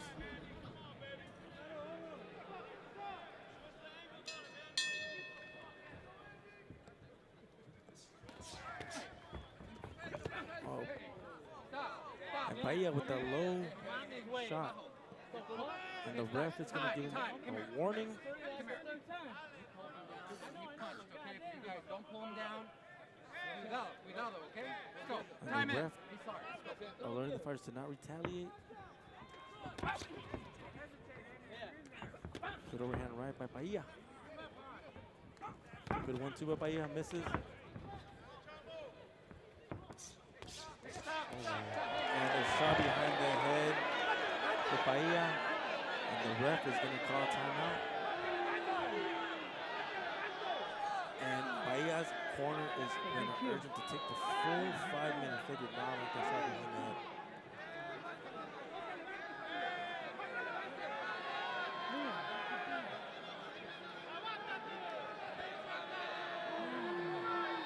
A very dangerous shot, the shot behind the head. So the ref is going to give Bahia time to see if he can recover. We'll see if he decides to stop the fight or not. His corner is being very vocal. Bahia is still down. And they're going to see if they want to continue or not. Coach in Bahia's corner not happy with that. The ref has El Tiburon in the neutral corner waiting. We're going to see what the referee in charge, Michael Margardo, decides to do. He's taking the shot very seriously, taking his time with the Venezuelan Leonardo Bahia. And Leonardo is going to get up. He's going to be sent to the neutral corner. You can see the grimace in his face. He's going to give him about 5 minutes to try to recover, if not more. You see the medical doctors coming in to have him inspected. The ref and the medical doctors contemplating whether they want this fight to continue or not for the safety of the fighter.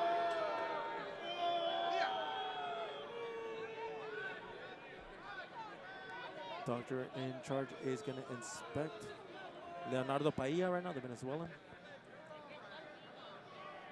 Again, these shots to the back of the head are very dangerous. And they want to see if he can see. They're asking him in Spanish if he can continue. They're asking him if he needs more time. He's saying that he does. You're all right. You're all right. You're all right. My bad. And we're going to see if the ref does deduct the point or not. He's going to the center of the ring. He's going to go talk to El Tiburon Vences. I do not think he did that on purpose, probably the heat of the moment. The ref going over to El Tiburon, reminding him to be careful with those shots.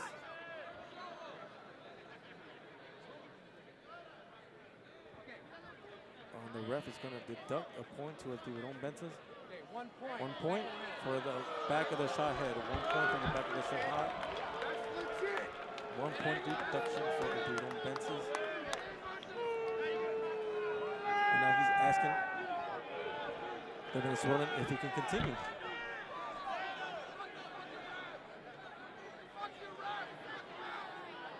I'm not sure if he wants to continue, even with the point deduction, which was valid by the ref. You can only wonder that he just maybe still shook up by that shot. The ref is asking if he's ready to continue. He said, yeah. And then you see Bahia. That anger's coming out. Maybe he has caught Vences. Gatesmanship a la Mayweather. Now he's taking advantage.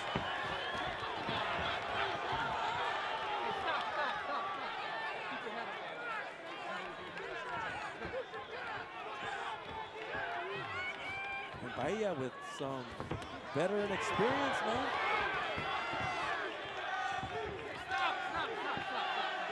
We'll see how Andy responds, but a little bit reminiscent of Floyd and Victor Ortiz. where Victor felt very guilty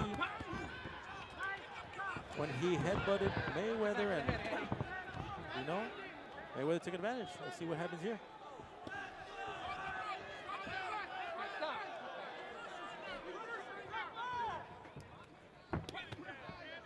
Bahia coming back strong now. Misses with those 2 hooks. Now Tiburon with the right. Let's see if he can go back to the jab that was giving him success.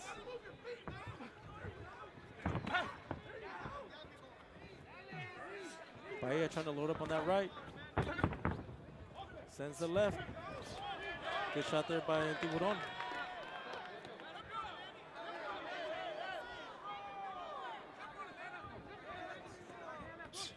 Good jab there by Vences. And you see Bahia with the high guard. Trying to time his opponent. Good left hook inside. Misses with the right. Vences returns with the hook inside. Good right by Tiburon. Good body shots here by Bahia.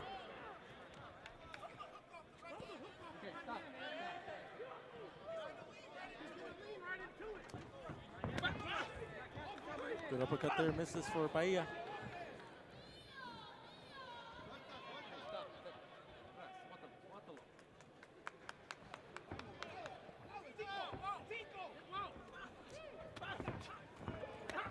Combinations there by the Venezuelan. 10 seconds left in this crazy round. Good right there by Bahia, but Vences counters. It looks like he has his opponent hurt. A little hit behind the bell, or after the bell.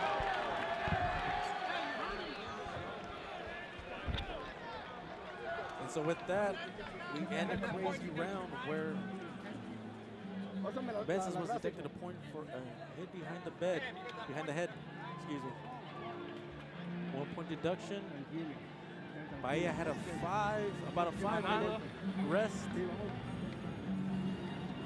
There was concern if he was going to continue. It seemed for a moment like he wouldn't continue. But after that point deduction, you almost want to feel like Vences was, starting to feel bad for that. And Bahia, a la Mayweather, almost took advantage of that moment.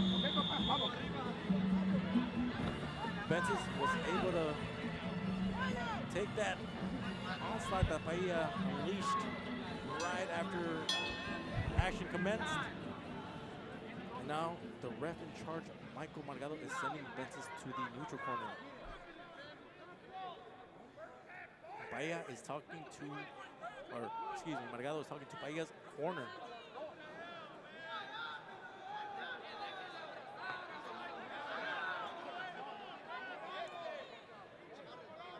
Bit of confusion there in the corner.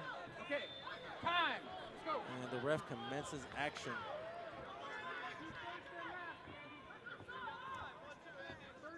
Good job there by the Venezuelan. Misses there to the body. But you see him trying to establish that jab and locking up that right.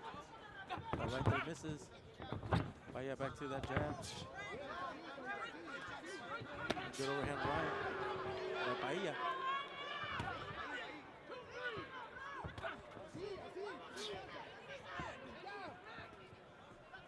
So good overhand right by Tiburon.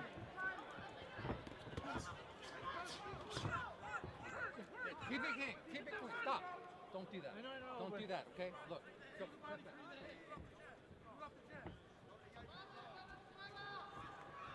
1-2 misses for Bahia. Suéltalo, atrás.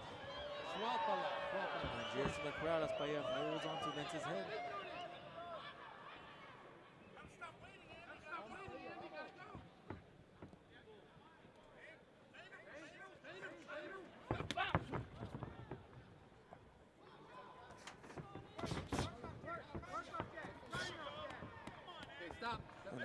And Vences not happy with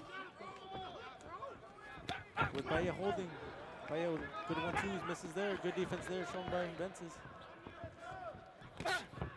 Uppercut misses there for Bahia. Oh, good right there by Vences. Bahia complains about a shot to the back of the head, but it looked clean.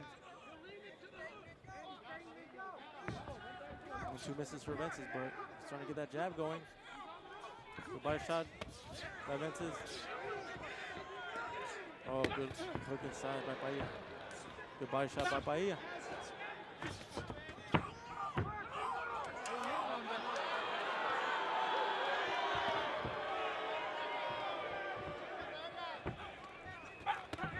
Good 1-2 misses there. Good hook misses there for Bahia. Good defense there shown by El Tiburon.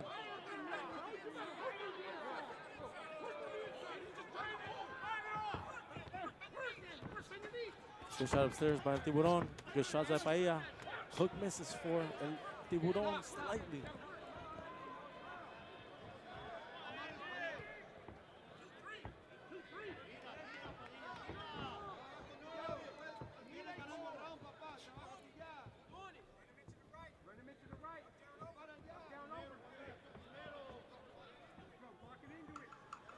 Seconds left. Tentative last 10 seconds to see who wants to steal this round.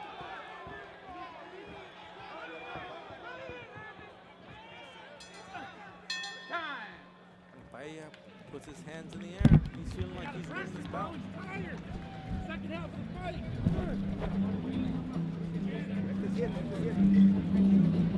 Muchachos, mantén tu distancia porque este árbitro te quiere quitarte el jab. No lo amarres porque te quiere quitar un punto para igualar. Thank you guys for joining us in this co-main event. Andy Vences taking on Leonardo Bahia in this 8-round affair. Bahia went down earlier in the bout. Took 4 or 5 minutes to try to recover. 1-point deduction for Tiburon. And the ref is now talking to both men, letting them know about the back of the head shots and the clinching. Very close to hands go. Bahia's having success. Stay there. Making his shots. Like that. Action commences. Good shots there by Tiburon.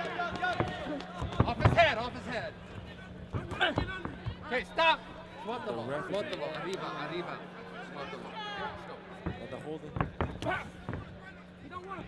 Oh, good shot upstairs by Bahia. Okay, stop. No, suéltalo. Well, okay. Let's go. Messes corners coming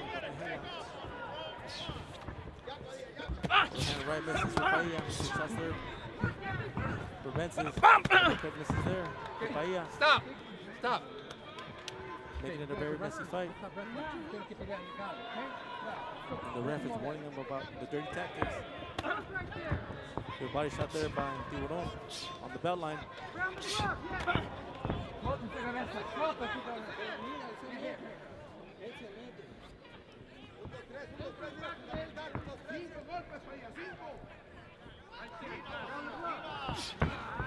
Oh, and the back of the head shot for Bahia. Let's see what the ref does. And the crowd not happy with that call. Good shot there by Bahia. Goes back to the jab. Good combination there by Vences.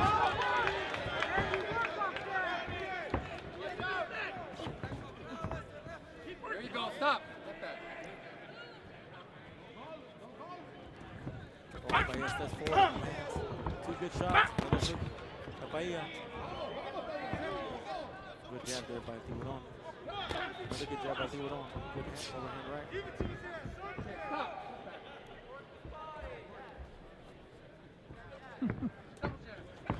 Body shot misses.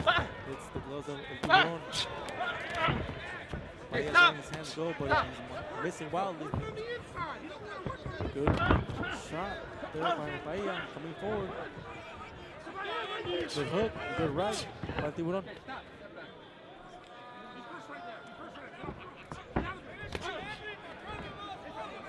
Suéltalo, suéltalo, suéltalo. The ref is warning Bahia about the holding. Hand right for Bahia.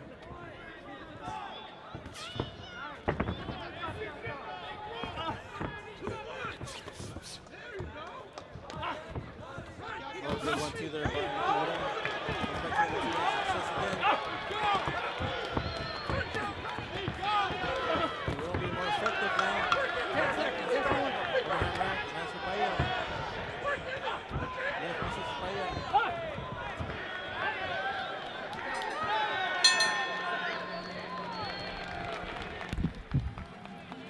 Bahia's putting his hands in the air.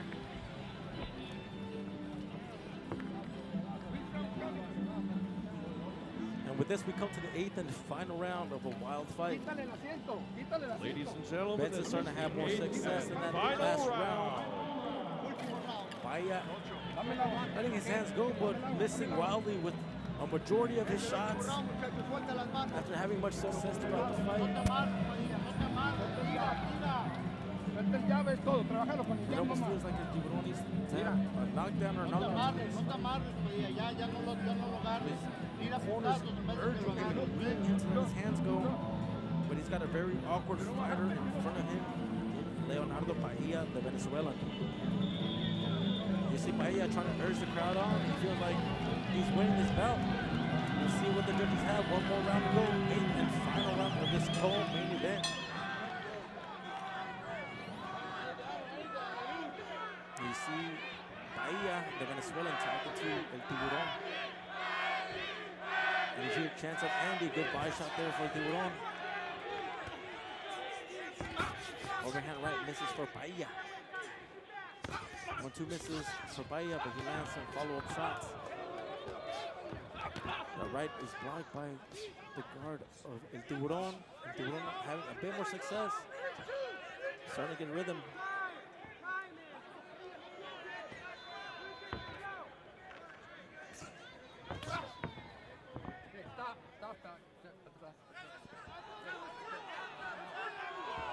And the corner urging Andy to work. Bahia moving around the ring now. Small ring, but he's using every corner of it now. Here in this 8th and final round. Oh, good shot there by Vences. Bahia drops his mouth guard and he points at it, and Tiburon pounces on him. And the ref puts the guard back in and he commences the action. Bit of a mistake there by Bahia in stopping the action. Protect yourselves at all times is that golden rule here in boxing. Good body shot there by Bahia. And Tiburon complains about a back to the head kind of shot. Good shot by Bahia.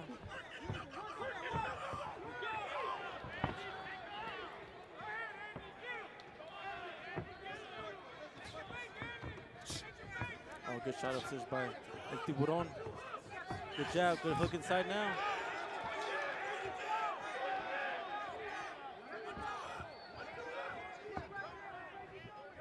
El Tiburon's corner urging him to go back to the jab and that 1-2.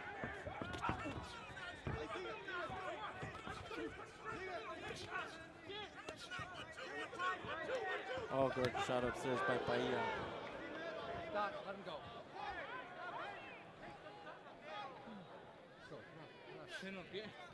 No.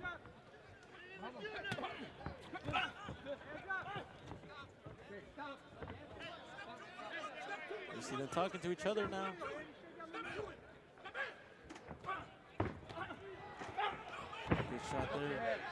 Bahia, but Vences complains of a back to the head. Good shot to the body there by Tiburon now. This is what we wanted to see from Tiburon early on.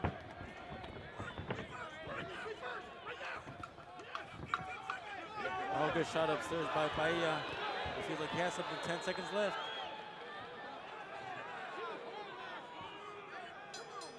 And with that, the action commences. And Bahia is going to the corner feeling like he won this bout, but we're going to have to go to the judge's decision to get that official verdict. The crowd not happy with the performance by Bahia, but he may have done enough to win this bout. At least that is what he feels in the corner. Thank you guys for joining us for Westside Promotions here at the Cow Palace Arena in beautiful Daly City. One more bout left to go. The main event, Fernando Vargas Jr. taking on Andre Byrd in the main event. Fernando Vargas Jr., of course, coached by his father, the Hall of Famer, Fernando Vargas Sr. And Jr. is going to try to make it for the counter here. He's had 3 bouts already in 2023. Trying to go for win number 4, trying to ascend the ranks. Of course, we know that his younger siblings are also talented boutists, and they are on the road to stardom. Fernando Vargas Jr. trying to make a name for himself outside of the shadow of Fernando Vargas Sr. So main event still to come, but now we are going to the scorecards for this Andy Vences Leonardo Bahia co-main event. Crazy fight, crazy. You know, in terms of events, a shot to the back of the head from Vences to Leonardo Bahia caused a 5-minute delay. The doctors thought about stopping the fight. The ref was looking at Bahia closely, gave him the 5-minute allotted time for him to recover.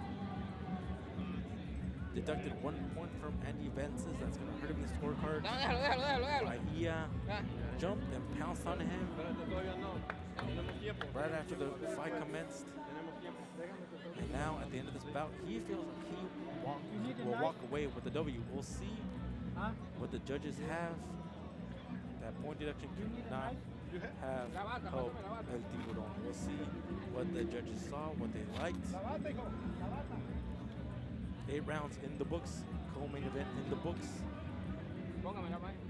Fernando Vargas Jr., part of the Vargas dynasty, coming up next against Andre Byrd. 4th fight of his calendar here. And with that, we take it to our announcer for the night, Dejan Rossi. Ladies and gentlemen, make it official. 3 judges have a unanimous decision. Scores 78-73. Marshall Walker has about 78-73. And Dan Stell has about 76-75 for a unanimous decision for Leonardo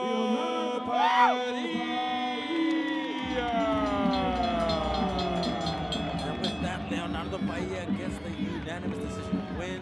Andy Vences, good sportsmanship there. He goes and congratulates him in the corner. There was a lot of talk between them. It appears that Vences knows that tonight was not his night.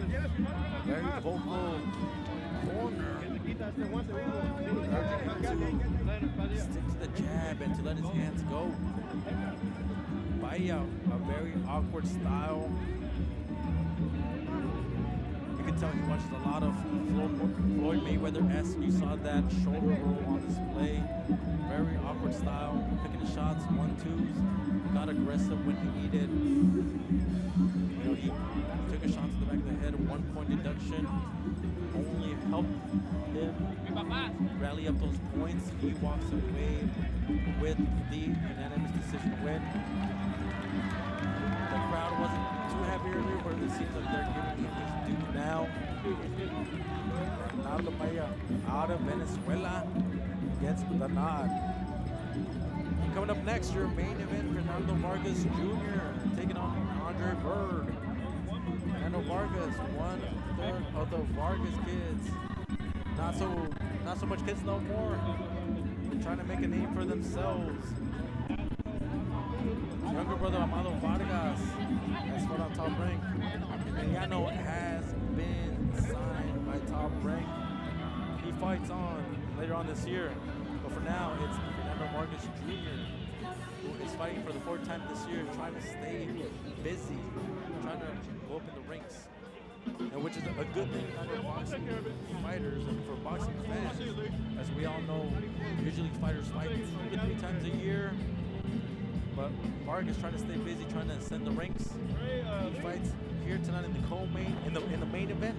You know, trying to get another knockout, another scintillating knockout to add to his resume. Of course, they are coached by father, the legendary in the Hall of Famer, Fernando Vargas Sr. and Ferros, who has given Junior that same moniker as Ferros. And we talked to Fernando Vargas earlier in the year. We asked him if he wanted his sons to box, and he said it. He's told us that he said it time and time again. I did not want my kids to fight. There was no need for us to fight. I have enough money. You know, the same way Evander has enough money. It's like we have enough money. Our kids don't have the need to fight, but it's in their blood. It's what they love. They love doing it. They have a passion for it. All three of them. And he is here tonight to support his firstborn, Fernando Vargas Jr. in this event. Ladies and gentlemen, I understand we have another legacy of boxing in the audience tonight. Wherever he is, a special shout out goes to James Mighty Quinn Page of Pittsburgh, California. There he is.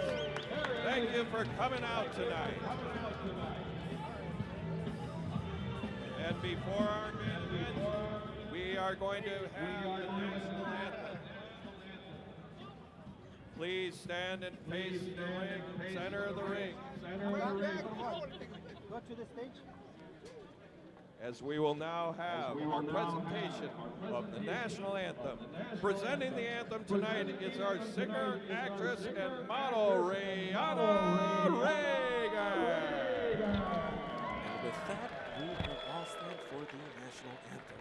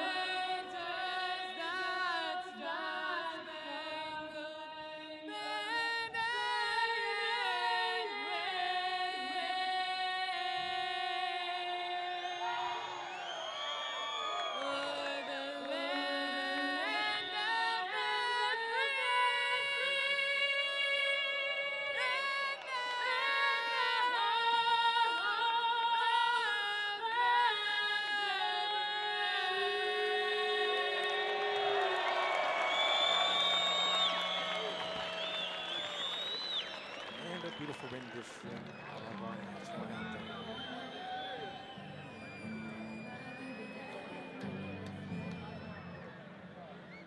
Once again, guys, thank you guys for joining us. This is Westside Promotions at Cal Palace Arena in the beautiful city of the beautiful Daly City in San Francisco. I'm Christian Mosqueda. Thank you guys for joining us. I'm one half of the Against the Ropes boxing crew. We are getting ready for our main event, the final bout of the night. Thank you guys for sticking with us and joining us as boxing comes back to the Bay. We are very proud of this telecast tonight, and of course this will be the first of many to come.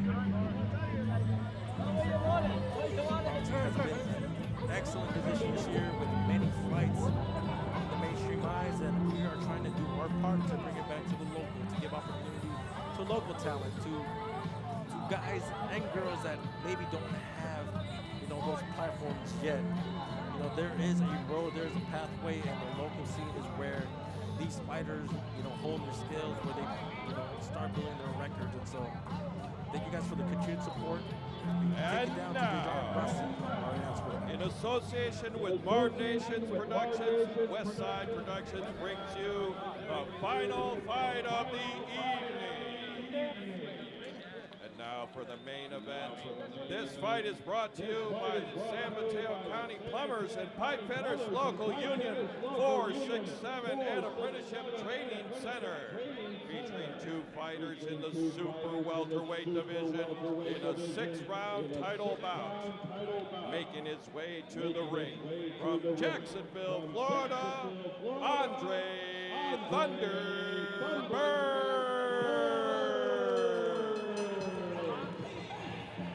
And making his way to the ring now, Andre Byrd, 10-13, 2 draws.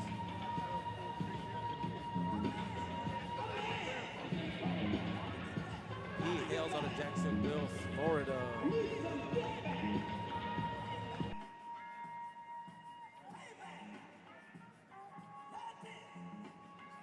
He's on a 2-winning streak. After going 6-1 in 2019, he has amassed 2 wins against the same opponent, Daryl Cunningham, in 2022. So he's coming on a high, facing the son of the legend in Fernando Vargas Jr. He's going to try to upset Vargas Jr., but he's got a tough task ahead as Vargas Jr. is 10-0, all 10 by way of knockout.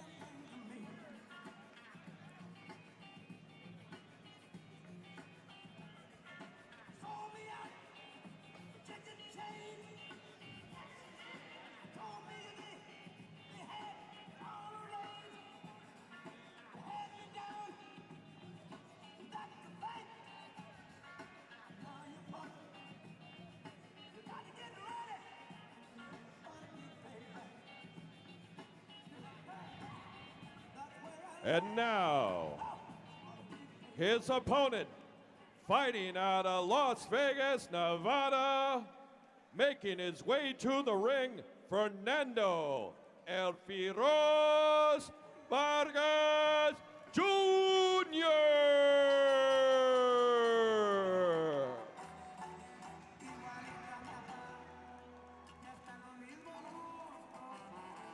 And El Firoz Vargas Jr. making his way to the ring now.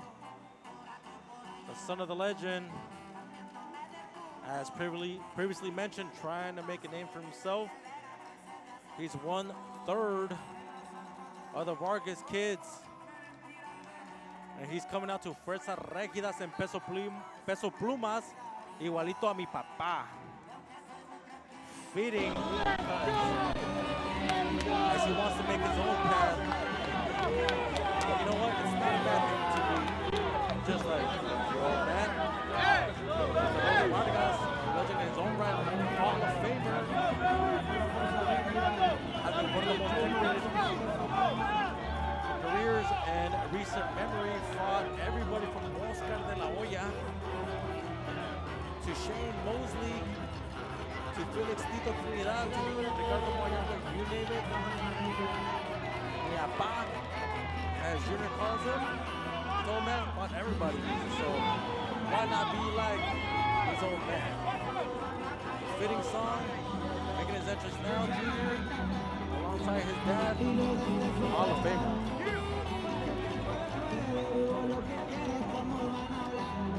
And he will try to make it 11-0 with 11 knockouts.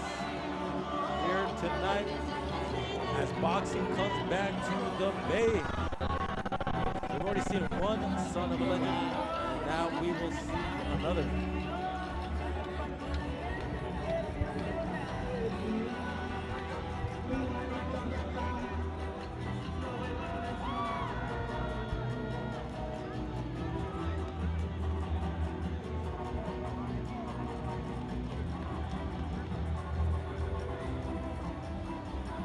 Vargas Jr.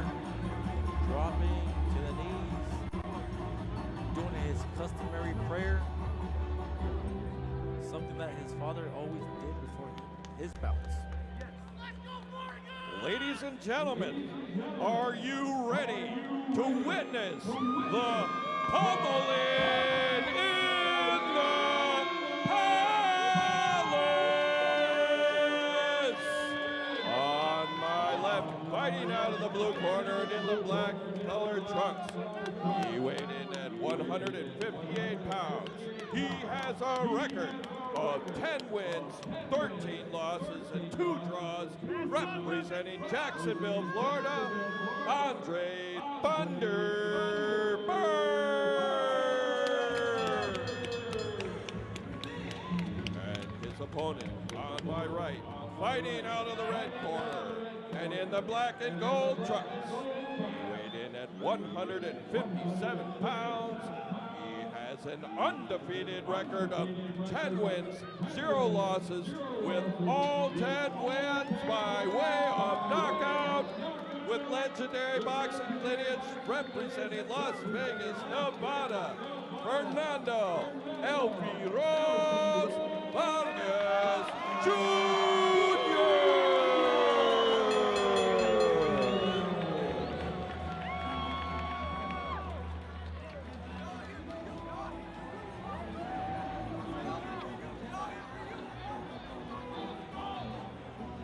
Coming to the center of the ring, getting final instructions from referee in charge, Ed Boyantes. This is the main event.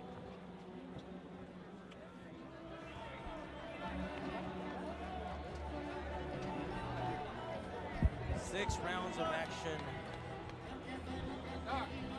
in the super welterweight division. Fernando Vargas climbing the ranks, trying to prove people he is as good as he says he is. In front of him, he has Andre Byrd, who's going to try to do something no one has, and that is go the distance against a very talented Fernando Vargas. Vargas Jr., of course, cannot overlook any opponent. One punch can change anything, and so in boxing, you cannot overlook anybody. Good jab there by Vargas Jr.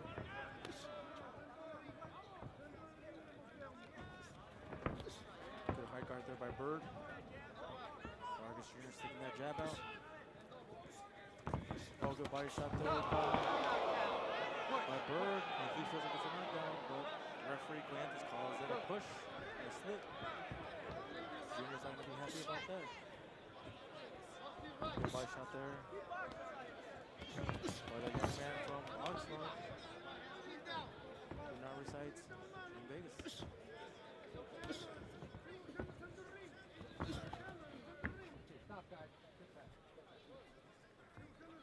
You hear Father Trainer urging him to box in the middle of the ring.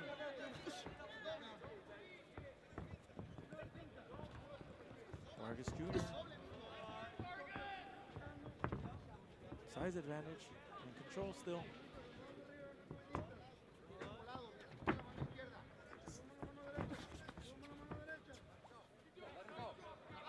Good body shot there by Vargas Jr. Doubles up on that body work. Good body shot there by Vargas Jr. And Byrd trying to cause the upset.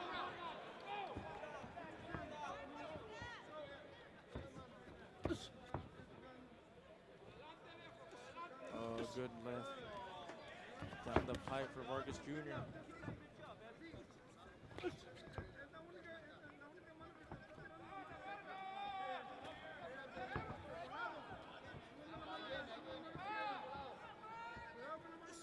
Good body shot there by Vargas Jr. Very vocal senior. Liking what he's seeing. Good body work there by Jr. Good work upstairs. Now he doubles right to the body. Has Byrd against the ropes. Good right to the body by Byrd. Doesn't do too much damage.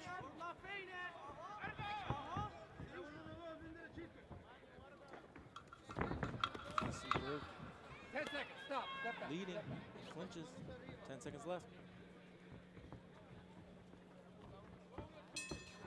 Very disciplined first round for Vargas Jr.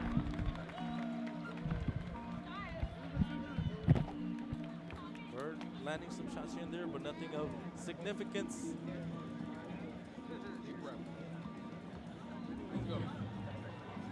You will see Fernando Sr. Gonna be very vocal with Junior. Don't wear the towel. Don't wear the towel. We don't want to hear his out.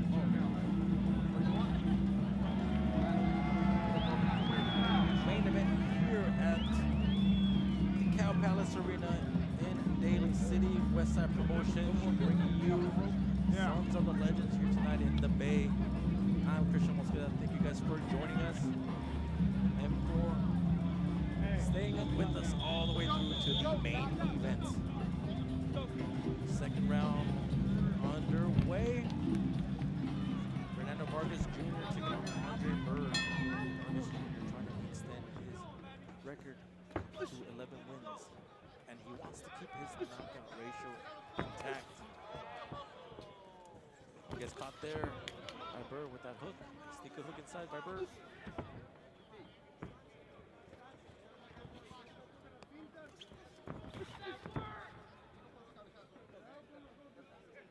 Ref Ed Coñantes stepping in to break him up.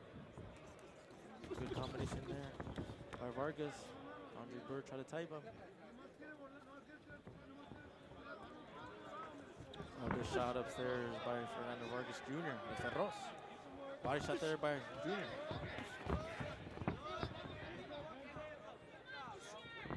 Misses there. Good combination there. Good left to the body. Good right and left to the body there by Fernando.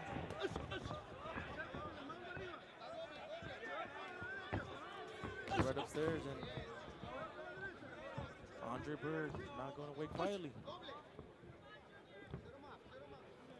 Oh, good shot upstairs, but blocked.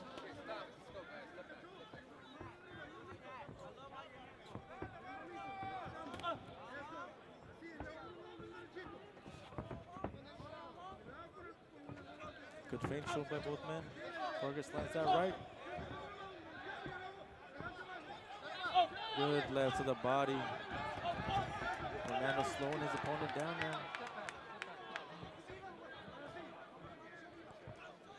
Andre Byrd is game. Byrd, of course, in the black trunks. Vargas Jr. in the golden black plated trunks. Good exchange there by both men.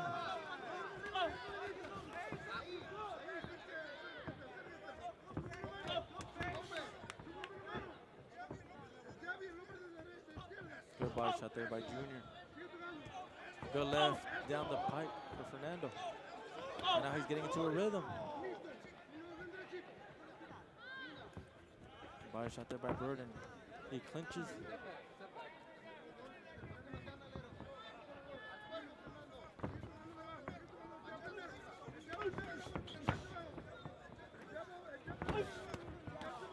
Good jab there by Fernando Jr. Goes back to the body. He's picking the shots now.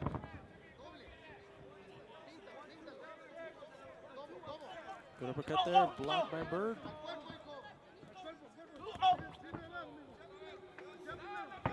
Double jab there by Byrd. Body work there. Seconds left in this round. Raise him up. Time.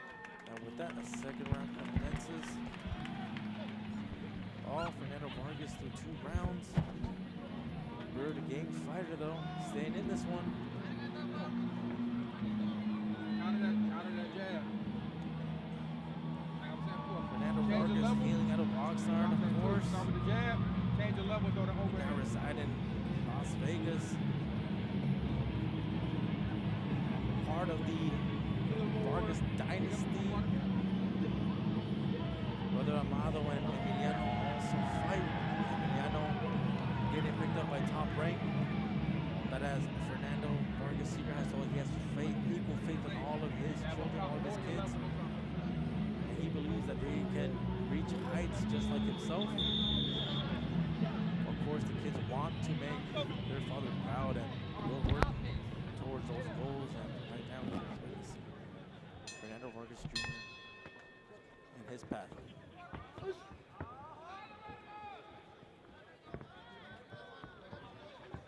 Upstairs for Fernando Vargas.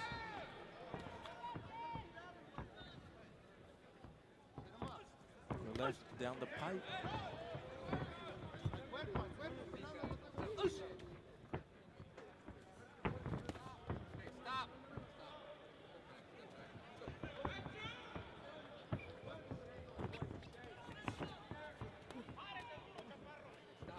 Referee in charge, Ed Coyantes splits them up. 1-2 for Vargas Jr. Byrd gets a sneaky right hook inside.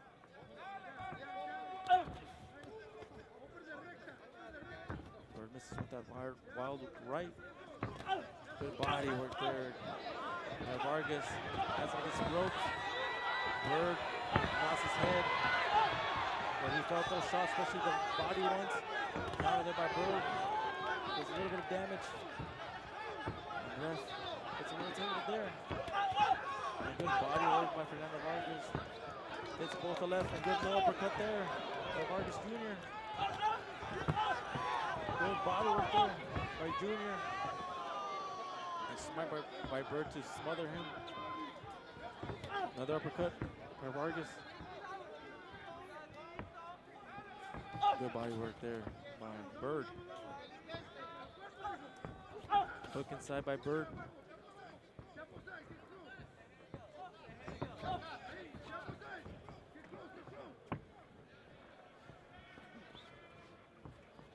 Reach advantage favoring Vargas Jr. I would like to see Byrd try to get inside. Vargas doing a good job of nullifying that though. Landing body shots, landing a hook, uppercut right there. Good body work there, good shot to the body. I don't know how much more Byrd can take this.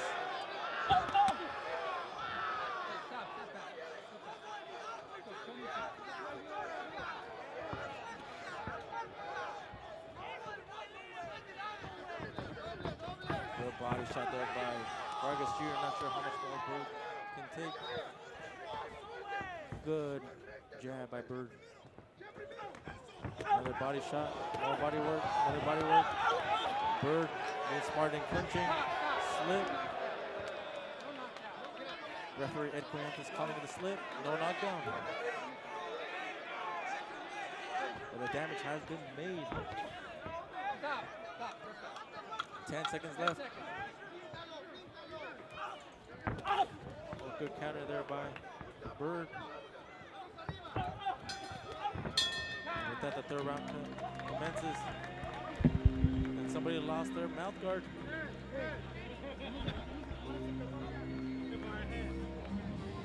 Great round there for Evander Vargas Jr. investing in the body. I think we're done. There were moments where he had a clinch, he had to. And the referee at Coyantes is calling this match. Andre Byrd's corner does not want him to continue, does not want him to go out. This match is officially over. Fernando Vargas Jr. improves his record to 11-0. 100% knockout ratio still intact. You can see a disappointed Andre Byrd. It seemed like he wanted to continue. He's going over to his opponent. He said he wanted to continue. He's going over to Fernando Vargas' corner.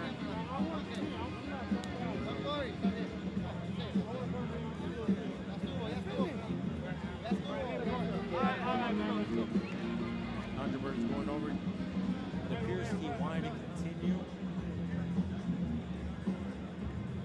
Let's see what happened.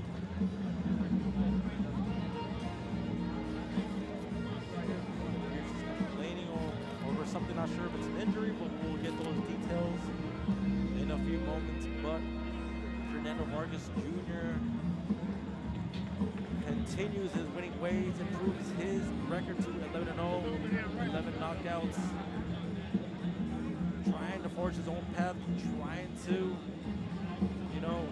do his own thing here in the boxing world. Of course, he is guided by his father and trainer, Fernando Alvarez Sr., who has a Hall of Fame career, only wants the best for his kids, man. All parents. He's guiding his 3 boys in this boxing industry. And I had a chance to catch up with Fernando Vargas Sr. and I asked him, why did you choose to train your boys and not let somebody else train them the way we see in a lot of father-son partnerships? And he said, you know, who better to train them than their own father? I know what's best for my kids. I know who to trust them with, you know, who not. So there you go, Fernando Vargas Sr., you know, taking the helm of his training. How's your right hand? And has guided his son to an 11th round victory. 11 fights, 11 wins, 11 by knockout. 4th fight in the 2023 calendar year for Fernando Vargas Jr. Keeps his knockout ratio intact. Good sportsmanship by both coaches now. Ladies and gentlemen, and to make it official, at the end of the 3rd round, the referee Ed Palentes calls the bout with the winner by TKO, Fernando El Tiburon Vences Jr.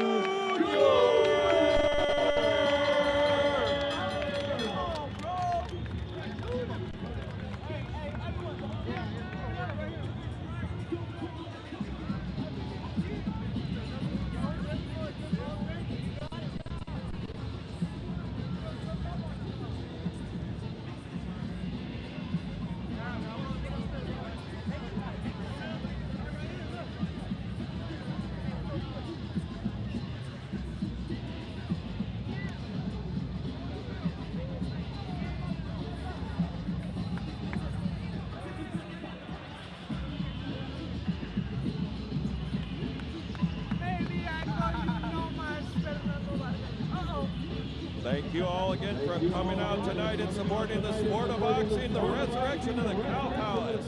On behalf of Westside Promotions, the Cow Palace, and the California Athletic Commission, thank you, and please drive carefully. Westside Promotions, to our sponsors of the event, the San Mateo County Plumbers Typewriters Local Union 467 and Apprenticeship Training Center. The International Brotherhood of Electrical Workers Local Union 617. Dr. Paul Hughes, Orthopedic Surgery and Cellular Repair in San Mateo. Make sure you guys follow us. David Kaplan, Foot Care Specialist with offices in Boone Bay and San Mateo. Local Union 913, Painters Drywall Finishers. Boxing is back in the bay. 261, See you guys soon. Union in Be on the lookout for Laborers. next event. Millennial Thank you guys. Development, Novato, California. Caponio and Sons Residential Builders, The Swinging Door, Palm Beach, San Mateo, Ryan and Ryan Construction, Firestone Walker Brewing Company, serving 805 Blonde Ale, and Rossi Winery, Napa, California, serving the wine tonight. Thank you all. Thank you all.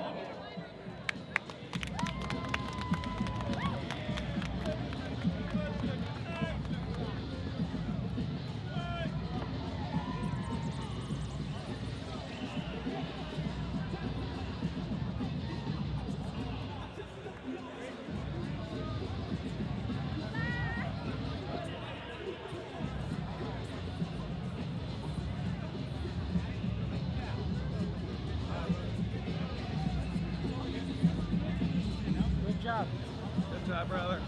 Glad to make this work. Huh? Glad you were here to make it work. Oh yeah, you too.